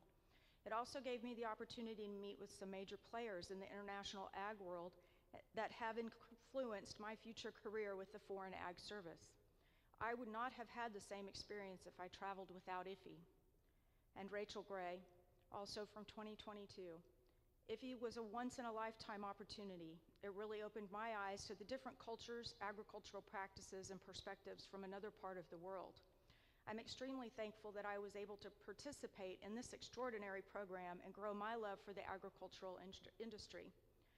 Through my IFI experience, I was able to gain further knowledge about the dairy industry to bring back to my own family farm.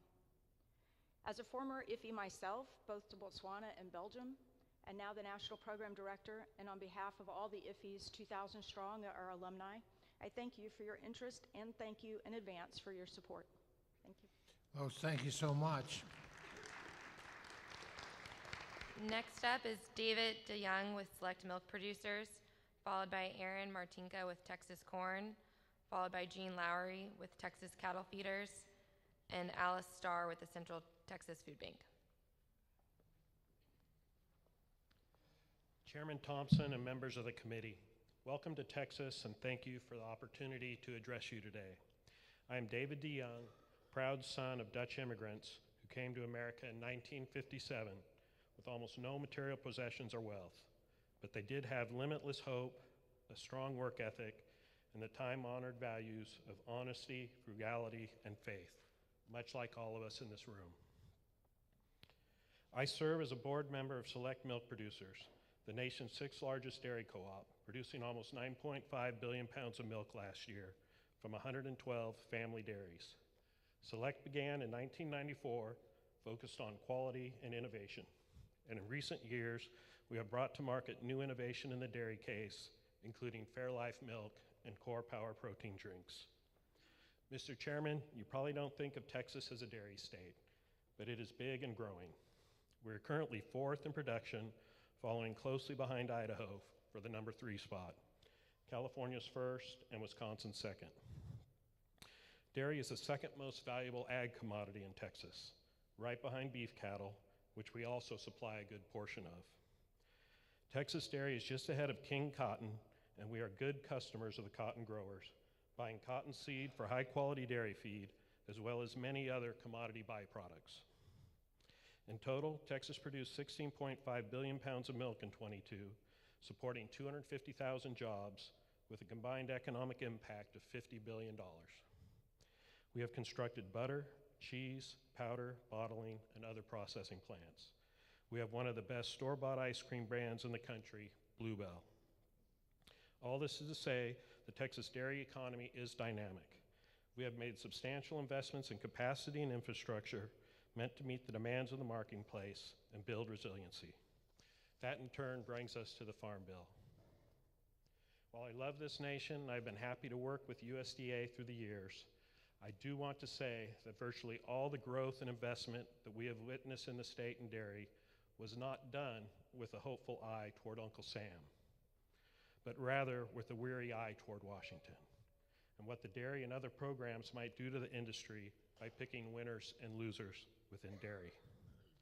first full-time dairy farms in Texas are typically disadvantaged by the Title I dairy policies. We have agreed to income support on the first 5 million pounds under DMC as tolerable. But any more than that, and the program starts to determine winners and losers via the politics of Washington. As opposed to the demands of the market, the pandemic-related CFAP program is a great example.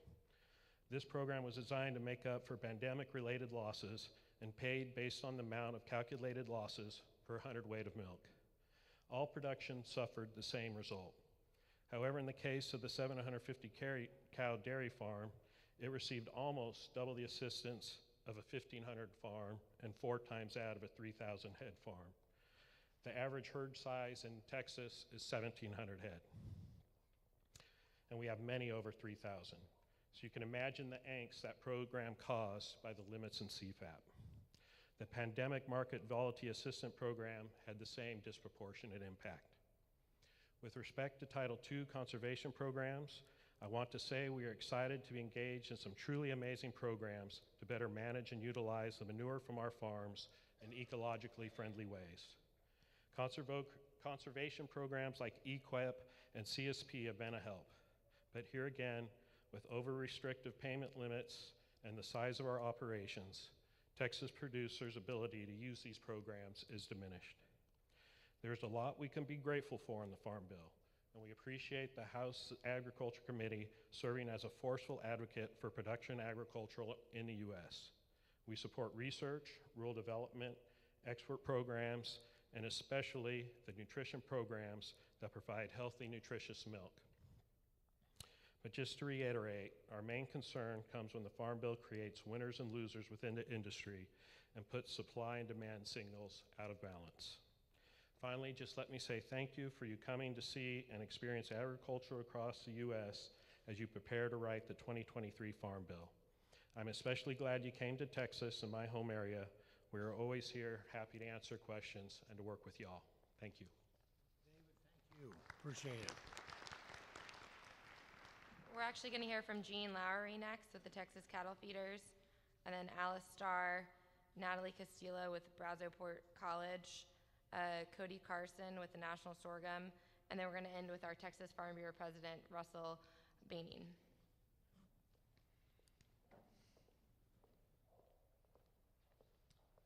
Good afternoon, Mr. Chairman and members of the committee. My name is Gene Lowry, and I'm here today as Chairman-elect of Texas Cattle Feeders Association and General Manager of XIT Feeders in Dalhart, Texas. TCFA represents Texas, Oklahoma, and New Mexico. Our members produced and marketed almost 6 million head of fed cattle in 2022, which represents approximately 25% of the nation's fed beef cattle supply. We appreciate the opportunity to provide our views on farm policy that affect the livelihood of our members. As you consider possible changes to the current farm policy, we urge you to continue to strengthen the existing programs that provide significant benefits to our cattle producers. Some of these critically important programs include disaster recovery, risk management, voluntary conservation, protecting animal health through the foot and mouth disease vaccine bank. While I offer our continued support for these programs outlined above, for the reasons I will highlight below, TCFA opposes inclusion of a livestock title in the Farm Bill. TCFA supports reduced government involvement in the production and marketing of ag commodities. We oppose government supply management programs. Our experience in the volatile and cyclical cattle market has proven time and time again that the market provides the most efficient, although sometimes painful, signals to producers on what to produce and what not to produce. We support free market principles and are strongly opposed to any form of government intervention that would limit or restrict our ability to market cattle in a manner that attains the highest value for our business or our cattle feeding customers. Finally, just last week, the USDA proposed a rule that would revise the definition of product of USA. Unfortunately, USDA's proposal attempt to establish a voluntary generic label that would place additional burdens and cost on cattle producers with no obligation on the part of retailers or packers to reward producers for their efforts. Instead, USDA should build upon existing USDA verification programs where the proven protocols and procedures and verifications ensure procedures are rewarded for value-added attributes associated with specific groups' cattle.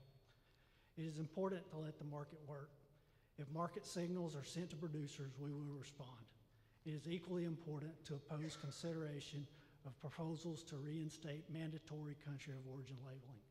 Mandatory country of origin labeling, when implemented in 2009 to 2015, was a disastrous and costly experiment carried on the backs of producers. It was ultimately repealed by Congress in 2015 after the World Trade Organization ruled it was a unfair trade practice. These are just a few examples to illustrate the importance of letting the free market work, to recognize existing environmental regulations are protective of natural resources, and to applaud the success of US beef promotion and marketing efforts to domestic and international customers. It is for these reasons, and among others, that TCFA opposes inclusion of the livestock title that would open the door to unnecessary overregulation and harmful government mandates. Thank you again for this opportunity and to provide these comments, and I would happily answer any questions that you have. Gene, thank you so much. Thank you. Appreciate it.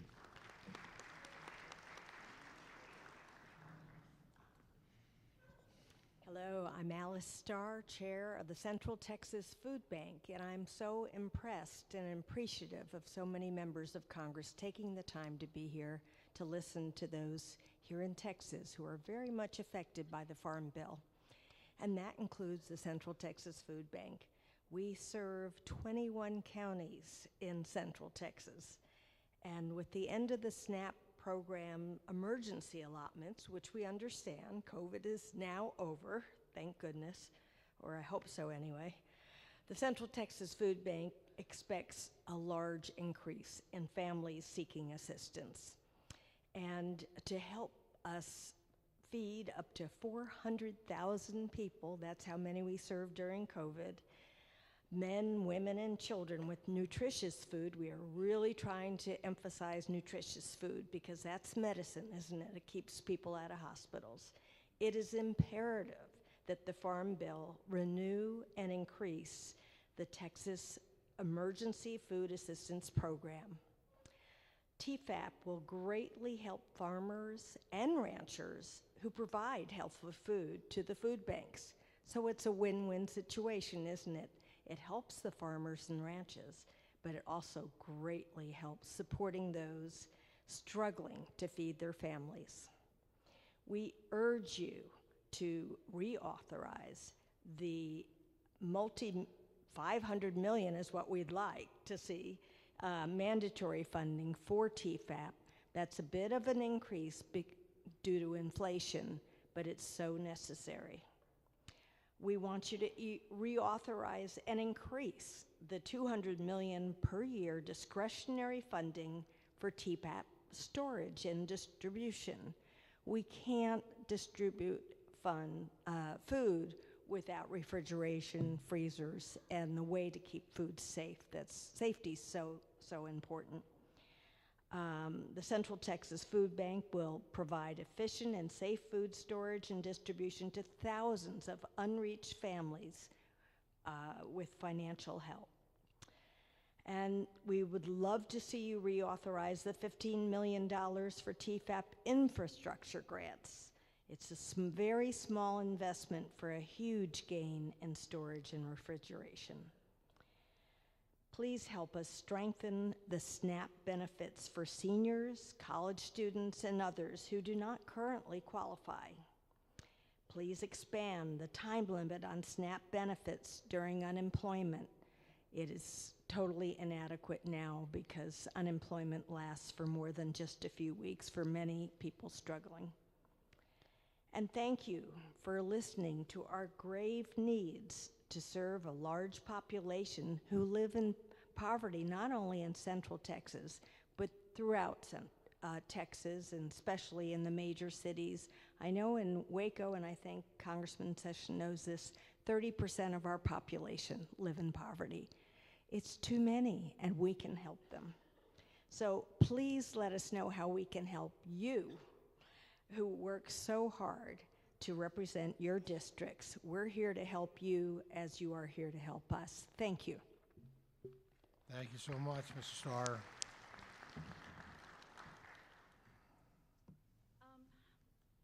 Hi, my name is Natalie. I'm a divorced mom of 3 kids, ages 17, 11, and 2 years old. I work at Brazosport College, a community college located in Lake Jackson, Texas. I also work a part-time job at a chain store in my local mall. Most of the hours I work are at Brazosport College, where I manage the day-to-day operations of our student food pantry called Gator Mart. This initiative has helped lessen the stigma of going to a pantry for many students facing food insecurity who are not able to qualify for SNAP benefits under the current requirements. The picture of the idealistic college student supported by their parents financially is no longer applicable in this day and age. More and more students are having to take out loans and work multiple jobs while going to school, not to mention all the non-traditional students like myself who are working parents. One thing all these students have in common is that they will likely not qualify for SNAP benefits for one reason or another. 1 in 3 students faces food insecurity, and it does not take much for a person to become food insecure. A car accident, a flat tire, even paying for college textbooks. Could all be the difference between having a full belly or going to bed hungry. Students facing food insecurity on top of financial hurdles are less likely to graduate. I myself experienced this firsthand. I had to put my collegiate aspirations on hold twice to provide for my family. By investing in our students now and making SNAP within reach, we increase the chance that they'll become successful graduates that have no need for SNAP or government assistance programs. Please consider allowing low-income college students who qualify for federal work-study or have no expected family contribution to their higher education costs to participate in SNAP. Let's make a change in the cycle of food insecurity for higher education students that would otherwise fall through the cracks. Thank you. Thank you very much.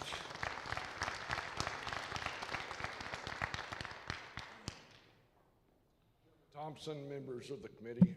I'm Cody Carson, farmer in Olton, Texas. I represent Texas sorghum growers and as past president of National Sorghum Producers, but mostly today I'm here as a farmer. From coast to coast, it doesn't matter. We're all farmers.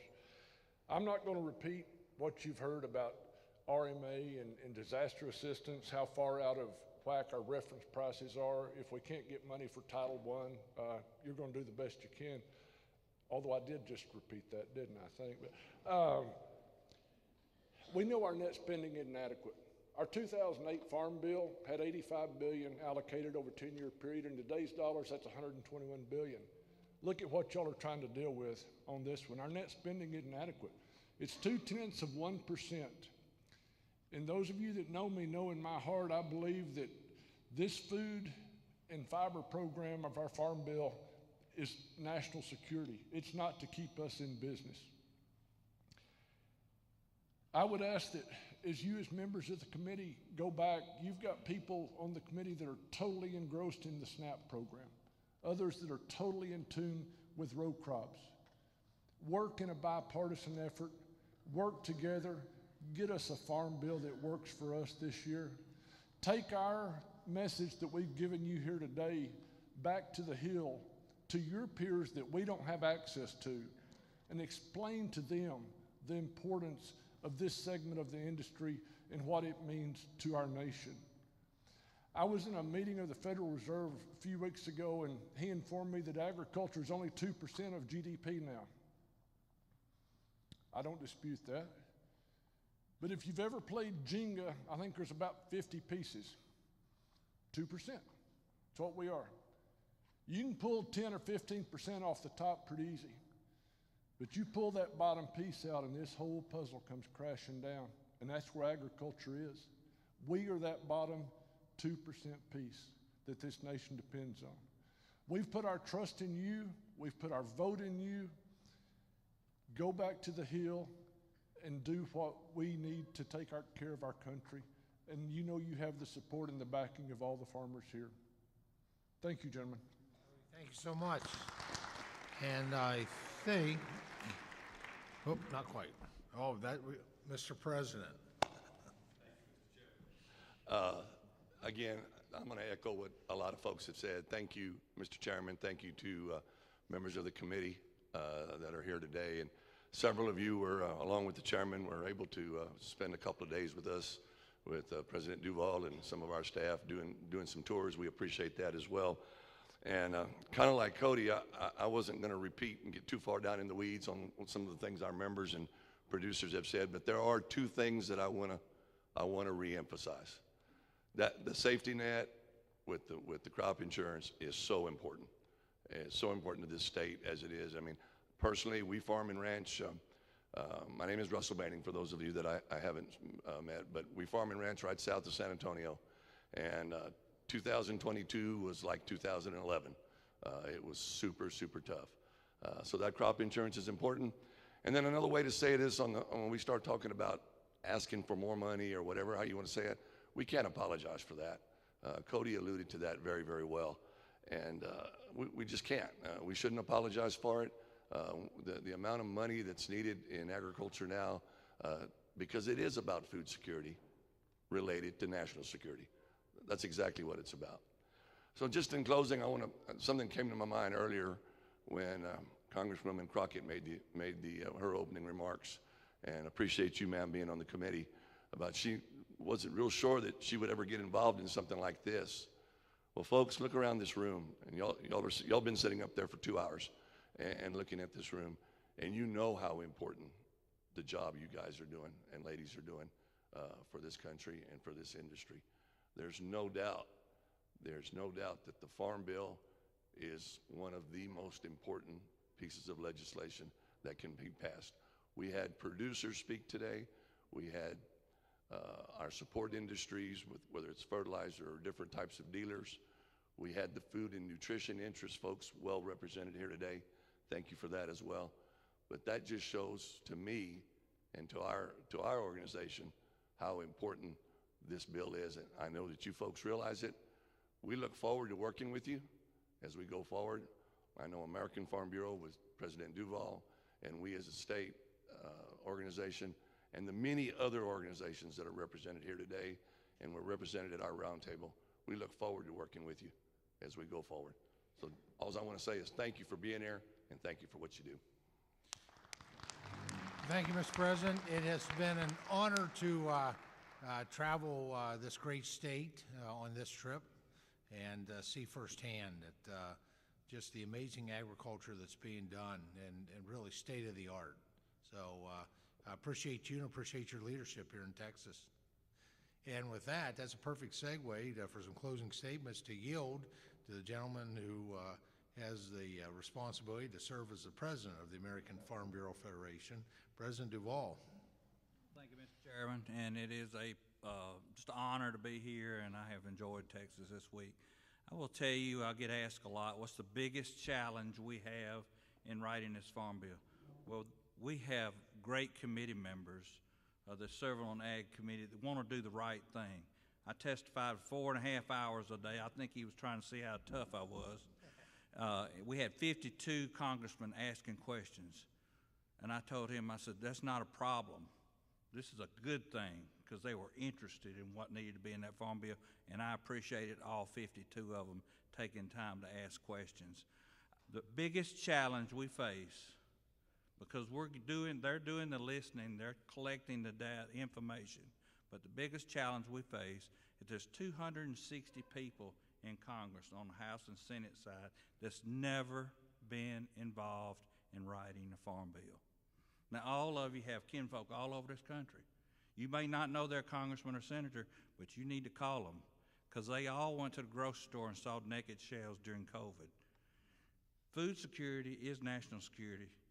They're dependent on us, and that 73% that said that passing a farm bill was important to our country, important to them and their families, they need to know how important it is for them to reach out to their congressmen and senators, help these guys get a bipartisan solution this year and get it done. We can do this. We are the American farmer. Nothing can stop us. And I know that you can do this. So thank you, and God bless you. I appreciate you letting me be part of this. And thank you, Mr. Chairman and Mr. Vice Chairman. I thank the gentleman. Now I recognize the member of Congress who's hosting us here today in Waco from Texas 17, Mr. Pete Sessions. Mr. Chairman, thank you very much for each of you who've come today with the expectation of being heard. Thank you. I think we did hear you. And the members of Congress who took time to be away from their families and their district, this is important to them. They also know that the things that they heard here could be consistent, perhaps said slightly differently, back in their districts. Mr. Chairman, we do need to pass the Farm Bill. Mr. Chairman, we do need to make it bipartisan. Mr. Chairman, we do need to make sure we keep crop insurance and strengthen those things. Mr. Chairman, we do need to make sure that the nutrition programs continue. Mr. Chairman, we do need to make sure that what we're doing is keeping our ranching and farming and agriculture communities healthy in this country. Mr. Chairman, we do need to make sure we think of food security as national security. So, for those of you, because you're in Waco, Texas, or McLennan County, or Texas, I'm going to give you my website address. It's sessions.house.gov. There are many of you here today that I may not be staying up with every day on this issue. If you would choose for me to provide you feedback, content, and the ability for you to know as we engage in this issue and those issues that you think are important, please feel free to get in touch with me here in our office in Waco, Texas, or across this district. Mr. Chairman, thank you for your time. To the members who have taken time to be here, including the gentlewoman from Florida who I did not get a chance to speak about earlier, Kat Kamick, who took time to be here. Kat, thank you very much. Other members, Mr. Chairman, I yield back my time. Gentleman yields back. Now recognize the Vice Chair of the Full Agriculture Committee, the gentleman from Georgia, Mr. Austin Scott. I'll try to hit these issues as quick as I can. To the lady who spoke about the heirs-related issue, I'm familiar with this issue. Fort Valley State is just outside of my district. It's one of the HBCUs. I've had some conversation with leadership from that institution about the best way to solve that. If you have suggestions on how to solve it, I'm open to them. As you know, it's an extremely complex issue. With regard to those who are here on advocating on behalf of nutrition, I will tell you it bothers me that people, when they walk into the grocery store, they can't buy the same things for their family that I buy. I personally think it's ridiculous that you can buy Cokes and candy bars, but you can't buy rotisserie chicken or mashed potatoes. I do hope we're able to have that discussion as time pushes forward. For the producers, and man, we know we're all in this together, right? Because if we're not producing, then the people aren't eating. And if you're not farming today, the likelihood that you're going to be farming tomorrow is pretty slim. We can do some things with that, beginning young and small farmers. But the fact of the matter is, it's going to be limited in how much success there is with getting the tonnage of food that we need. A couple of problems. I'll mention nitrogen. Number one producer is Russia. Russia is the number 2 producer of potash. Belarus is number 3 producer of potash. China is number 4. We've got to do a better job of making sure that we're not dependent on any of these countries for the inputs in agriculture. That includes seed and chemicals. As for the current environment and how we help you address your risk, I think we need to move pretty quick to get the Olympic averages updated to reflect the current cost of production. And I think that we can do that with regard to reference prices and loan values for crops. And I look forward to working with you and the rest of the committees on that. And with that, Mr. Chairman, I yield. I thank the gentleman. Now recognize Subcommittee Chairman, Dr. Baird from Indiana. Thank you, Mr. Chairman. I appreciate having this hearing session, and I appreciate my colleagues being here. But you know, most importantly, I appreciate the enthusiasm and your attentiveness for being here. I think it's going to be important that we listen to those of you that are directly involved in using these programs, and I think that'll make us have the opportunity to have a better farm bill. You know, I grew up in West Central Indiana on a farm, and so I really consider you folks the same kind of people that raised me with my family on the farm. And I consider you the foundation of these rural communities. The money that circulates because of your efforts in these small towns and rural communities is essential to keeping them alive. And so I really appreciate being a part of that. I appreciate being a part of this committee, and I really appreciate the ideas and so on that we've gotten here today. So I hope we will continue that. And Mr. Duvall, I'm sure you'll keep us straight if we get off course through the Farm Bureau. But I really do mean that. I really appreciate the conversations that I've heard here today, and I've probably said too much already, so thank you very much. All right, thank the gentleman. And now please recognize the gentlelady from Texas, Congresswoman Crockett, for closing comments. Absolutely. Thank you so much, Chairman, and to my colleagues on this esteemed committee. And thank you so much to everyone who traversed across the state of Texas so that you could be heard. I just want to say that there was a comment that was made earlier about D.C. I think the gentleman is gone. No, maybe he was sitting in this general area. It may have been you. And I'm sure a lot of you were thinking the same thing, and you said, listen, y'all have got so many differences, and then you said, but y'all agreed on this one thing, right? And I want to tell you that I truly believe that on this committee, we are all committed to actually getting this done. I know that there's a fear because there is so much divisiveness, but I am here to tell you that this committee, under this chairman's leadership, we are working really hard. And the reason that we're here is because what you say matters. And we understand, just like it's been reiterated over and over again, if you don't remember anything else from today, you should remember that food security really is national security. And so I'm just going to tell y'all a quick anecdote to that. I had an opportunity to go on what we call a CODEL. And so I went into the Middle East with colleagues. It's both sides of the aisle.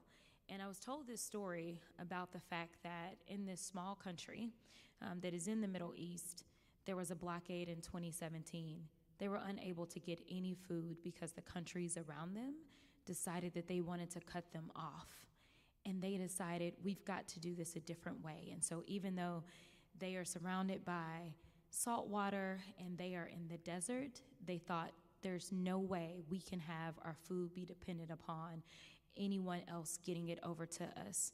And I think that that is the best example of why it's so important that we understand, as it's already been mentioned, about even when we look at our soil and how the nitrates are coming out of Russia. Do we really want to rely upon Russia for something like our food supply? I would argue we probably don't want to. And so I would just say that I am so excited and so thankful for this opportunity. We hear you. We will get this done. I am assuring you of that. Thank you. And with that, I'll yield. The gentlelady yields back, and I thank her. Please recognize the next gentlelady from the state of Florida, Florida 3rd Congressional District, Congresswoman Kat Cammack. Thank you, Mr. Chairman, and thank you all for your patience. I apologize for my tardiness. I flew in from Florida this morning, and while everything is bigger in Texas, that also includes traffic jams and delays at the airport. So it's always a thrill coming into Texas. I particularly love this area. I think you guys call them kolaches? Is that what you call them? Yes, yes, but you really get me with the Clovis sneakies. For those of you who know what I'm talking about. Okay. Well, it is a thrill to be back here. I've been to Texas a few times here. I visited a few producers, farmers, and ranchers, and I have a great affinity for Texas. I grew up in Colorado on a small cow-calf operation. I rodeoed my whole life. My claim to fame is I was the mutton busting champion in Colorado for the state. And after that, I barrel raced for a very long time, but not well. You know, representing a district in Florida is really incredible because we not only have 300 specialty crops, we're like 3 states put into one. And so we have the full gamut, from timber to dairy, equine to peanuts, watermelon, blueberries. I think actually this year we'll produce 25% of the market share in the United States of blueberries. We really cover it all, and so I'm really honored to represent not just my district, but the state of Florida on the Ag Committee. So this is really important, not just to my district, but to our state and, of course, the country. You know, last year, I was really excited to lead on the waiver, the livestock waiver. Someone mentioned the electronic logs and the reset. To me, that's just common sense. Because in a state like Texas, in a state like Florida, if you're in Okeechobee, you're 8 hours, you ain't even out of the state yet. And for those of us that are Southerners, we know how hot it gets. And when you're trying to haul up into Kansas or Nebraska or Colorado, that just doesn't make sense. So I'm really focused on common sense solutions. And a lot of times those are bipartisan solutions. So I think there's a lot of work we can be doing. For me, I'm also honored to serve on the Energy and Commerce Committee, so I get the 1-2 punch on the EPA. Watch out. I have a particular distaste for regulations because as someone who grew up in agriculture, I knew what those regulations were doing. While they may sound great in theory in Washington, there is no swamp creature or bureaucrat in the basement somewhere in Washington that knows better than us out here in the fields. So addressing regulatory reform, I know there's a lot of labor concerns, and really bringing down input costs. I know how hard it's been. I hear it every single day. One of the things that I've heard talked about here today is broadband, and of course we're moving into an era of precision agriculture. I have never been more excited, Mr. Chairman, than when I got to drive a See and Spray. Have you been on one of those things? That is awesome. I mean, that is the kind of technology that is going to revolutionize agriculture, not just in our country, but around the world. And then you think about what AI is going to do in introducing an entire new set of tools for our farmers and ranchers and give that next generation an opportunity, a bite at the apple. That's my food pun for the day. You know, I think by and large what you're hearing here today is that advocacy is key. We have a lot of work ahead of us, and I tell this to people all over the country. 25% of your job is advocacy. It doesn't matter what title you have, it doesn't matter what industry you are in, 25% of your time is advocacy, because if there's one thing I have learned about Washington and people in Washington, it's that you don't know what you don't know. And so no one knows this industry better than you.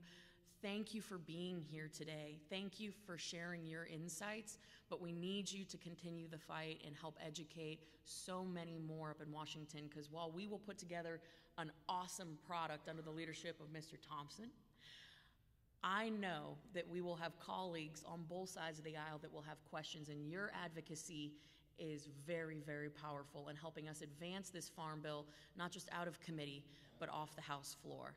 So thank you so much for being here today. I hope I get the chance to know you a little bit more. And with me, I have my Deputy Chief of Staff, Ms. Jessica Norfleet. She herself is a producer, one of the largest producers in the state of Florida. And so it is really a passion for us. So I hope we get the chance to speak later. But thank you again so much. And with that, Mr. Chairman, I yield back. I thank the gentlelady, and I recognize the gentleman from Texas, Texas 13, Congressman Ronnie Jackson. Thank you, Mr. Chairman. I appreciate it. I just want to thank everybody for being here. As mentioned earlier, I'm super excited about being on the committee. I've been trying to get on the committee for a while. It means a lot to me being on the committee. I come from the 13th Congressional District of Texas, which is the Panhandle in North Texas, which is, in fact, the #1 ag district in the state of Texas. So needless to say, ag is important to the people that I represent, to their livelihoods, and to their well-being. I just want to, I'll make it short here, but I'll reiterate some of the stuff that's already been said here. I think the chairman mentioned it, President Duvall mentioned it, it was mentioned a couple times here, and I think Congressman Kamek just mentioned it as well. But one of the most important things that I think we can do right now, being a new member of the Ag Committee coming in and looking at all of this stuff, you know, some of this stuff's pretty complicated. The crop insurance, the ad hoc disaster relief, the conservation programs, they're not as straightforward as they probably could be and should be, and they're complicated when you start trying to learn about them. And I think that one of the biggest problems we have in Congress right now, and this is what I was alluding to, had been mentioned, is the other members of Congress. They don't understand this. I'm on the committee now. immersing myself in these, trying to learn all about this, and I'm doing so. But a lot of them, this stuff comes up for votes, and they don't understand how all this works, and all they see is the number, the dollar number that's associated with it, and they instinctively retreat from that. And it's up to us, members of the committee, that are understanding this, to go out and to educate those members and to make sure that they understand, and it's been mentioned multiple times, that ag is a national security issue, and we've got to get it right. It's important for all of us. And, it's easy to make that argument. You can explain these complicated programs to them, but you don't have to work very hard to explain to people, the input cost, the cost of fuel and fertilizer and all the other stuff that goes into. People understand that. They see that in their day-to-day lives as well. And if you can relate to them in that way, I think that's important. It was mentioned regulations, the regulatory burden that's out there, with it, whether it's WOTUS or the lesser prairie chicken, all of these other issues. People don't understand the time and the cost that this really, the way that it impacts the ability to do your life and to make a living in this part of the country when you're farming and ranching with these regulations that are out there. So and other things like the workforce and the visa program and all of these other things that are important to you. I promise to be a productive member of this committee. I'm going to work hard, just like all the other members up here on the stage, to make sure that our colleagues understand how important what you do is to all of us, not just to you and your families, but to all of our families. And so with that, I'll just turn it back over to the other members here, and I yield back, and thank you for coming today. Dr. Jackson, thank you so much. We're proud to have you on the committee. Yeah. And now, pleased to yield to the gentleman from Kansas, Congressman Tracy Mann, chairman of the Livestock, Dairy, and Poultry Subcommittee. Thank you, Chairman Thompson. My district is in Kansas, the central and western part of the state of Kansas. Appreciate you, Chairman Thompson. Appreciate Pete Sessions. For those of you from Waco, there's 435 members of Congress. I can tell you that few are more respected than Pete Sessions is on the floors of Congress. So you guys are very fortunate to be represented by him. I want to thank my wife and kids who are here today. It's our spring break, so the kids are here. I saw my 5-year-old stretched out and fell asleep, and I would just say she wasn't the only person in the audience that fell asleep, and I'll just leave it at that. Quickly move on. Hey, food security is national security. And at the end of the day, this is about freedom. And we can never forget that one of the many reasons our country is the free country that we are is because we've never had to rely on another country for our food supply. We get it wrong. We mess up agriculture in this country, and we start having to rely on imports like we have to do for our oil, unfortunately. We're at an entirely different place as a nation. So this matters greatly. Crop insurance is going to be huge. For me, and I hear that from many others. I think we got to acknowledge, you look at reference prices and where we are. The safety net is let's just say it's 5 feet off the ground, and it's developed. It's at that height to withstand a fall from 15 feet. But if you double, triple input costs, so you're falling from 30, 45 feet, you can do everything right. You can hit the net, and you can still hit the ground and do serious damage. And so that's what we're really talking about here, and that's why every 5 years we got to open up the Farm Bill and really listen to producers and understand where the safety net's at and if it's at the appropriate height off the ground. We've got to get it right. This time is very important for us in the committee to listen to you all to make sure that we get it right. And lastly, I would say I really appreciated practically everyone that got behind the microphone. They were there testifying on behalf of others, which says something about agriculture and our great rural community. So, Mr. Chairman, thank you for having this. Yield back. Well, thank you. I want to thank all of our panel here. And please join me in giving each one of our panel members up here a big hand. I know they're going to use that, we'll use that information wisely and to build a farm bill that you need. I want to thank all those who provided their comments, their testimony, all of you who have submitted it in writing, whether it was using the comment cards or, quite frankly, that agriculture.house.gov or the QR code. Use the QR code and you'll be able to do that. We need your voice. We need your voice at the table. And finally, I want to say a big thank you to all of our staff that are here that helped to make that happen this day. did such an outstanding job. You know, this Farm Bill is about those who produce, those who process, and those who consume. Oh, that would be everybody. And that's just one of many reasons why this Farm Bill is so important. My goal for the Farm Bill is pretty straightforward. It's a Farm Bill that we get passed in a bipartisan, bicameral way. We do it on time, and quite frankly, we make it highly effective, all aspects of it. And your input today really contributed to that. When I think about agriculture, I define American agriculture by 3 words. And I saw it in play today, this week, here in Texas, from forestry to cattle to commodities. And those 3 words for American agriculture are science, technology, and innovation. And nobody does it better anywhere in the world. The American farmer is amazing and I use that term pretty broadly, includes ranchers, foresters, processors. Nobody does it any finer. And I think some of my colleagues and some of you talked about how this Farm Bill, if you exclude conservation, which is 5% of the Farm Bill, and if you exclude nutrition, which is very important to me, I was the chair of the Nutrition Subcommittee in the last Farm Bill, that's 8%. We wind up with 0.2% of 1% is what we invest in the Farm Bill. If you put the rest of that together, it's a total of 2% of total spending. And so it is about food security. And I know, and we know that as farmers, American farmers, you're facing a lot of headwinds. We heard about inflation, diesel fuel, input costs, availability of certain crop protection tools for food and fiber. There's just a lot right now that's making it difficult. We had our very first hearing on that issue because that's the landscape of 2023 as we write this Farm Bill. It was to show us and to hear from witnesses, and I thought we had great witnesses, sitting next to one of them, that really laid out the landscape of where American farmers are today. Those hardworking families that provide us our food, our fiber, our building materials, our energy resources, all those things. And so we will be advancing some legislation to be able to deal with those headwinds through the Agriculture Committee here in the not too distant future, something we had started last year, but we're going to put that forward. American agriculture productivity is amazing. It has increased 287% since the 1940s. 287%. Now with inflation, it's dropped down to 279. That happens with high costs and high inflation.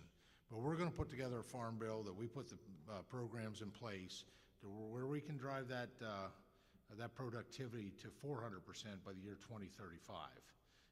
And we can do that. We have great momentum coming out of the 117th Congress. We've got leadership, which is very in the House, which is probably more supportive of the Farm Bill than any time in my experience. We have what we call the Four Corners, which includes myself, Ranking Member Scott from Atlanta, Georgia, a good friend of mine, close friend of mine. We have Senator Stabenow, who chairs on the Senate side, and Senator Bozeman from Arkansas. And we finished the year really strong. You heard about the rice fix that we did. We did a chronic wasting disease bill that all these got to the president's desk at the end of the year. I wish they'd have gotten to the president's desk a little sooner, but there's this little thing about you got to work with the Senate. So still figuring them out. But we got a lot done. We did the Sustains Act, which will allow us to take private contributions, creates a public-private partnership with USDA to help fund more conservation programs using, contributions basically for businesses, corporations, businesses of all sizes that want to get their climate credentials. They want to be seen as climate-friendly, green, sustainable, whatever word works for them in their marketing. And they can do that by helping the people that are truly the climate heroes of the world, and that's the American farmer. So those are all the situation we're in. I want to thank you once again. Thank you for being at the table, and thank you for your tolerance of sitting for so long. That was impressive. I think we need to give them a round of applause for everything you've done. And with that, this listening session is now adjourned. Mr. Chairman, thank you very much. Pete, thank you. Ronnie, thank you.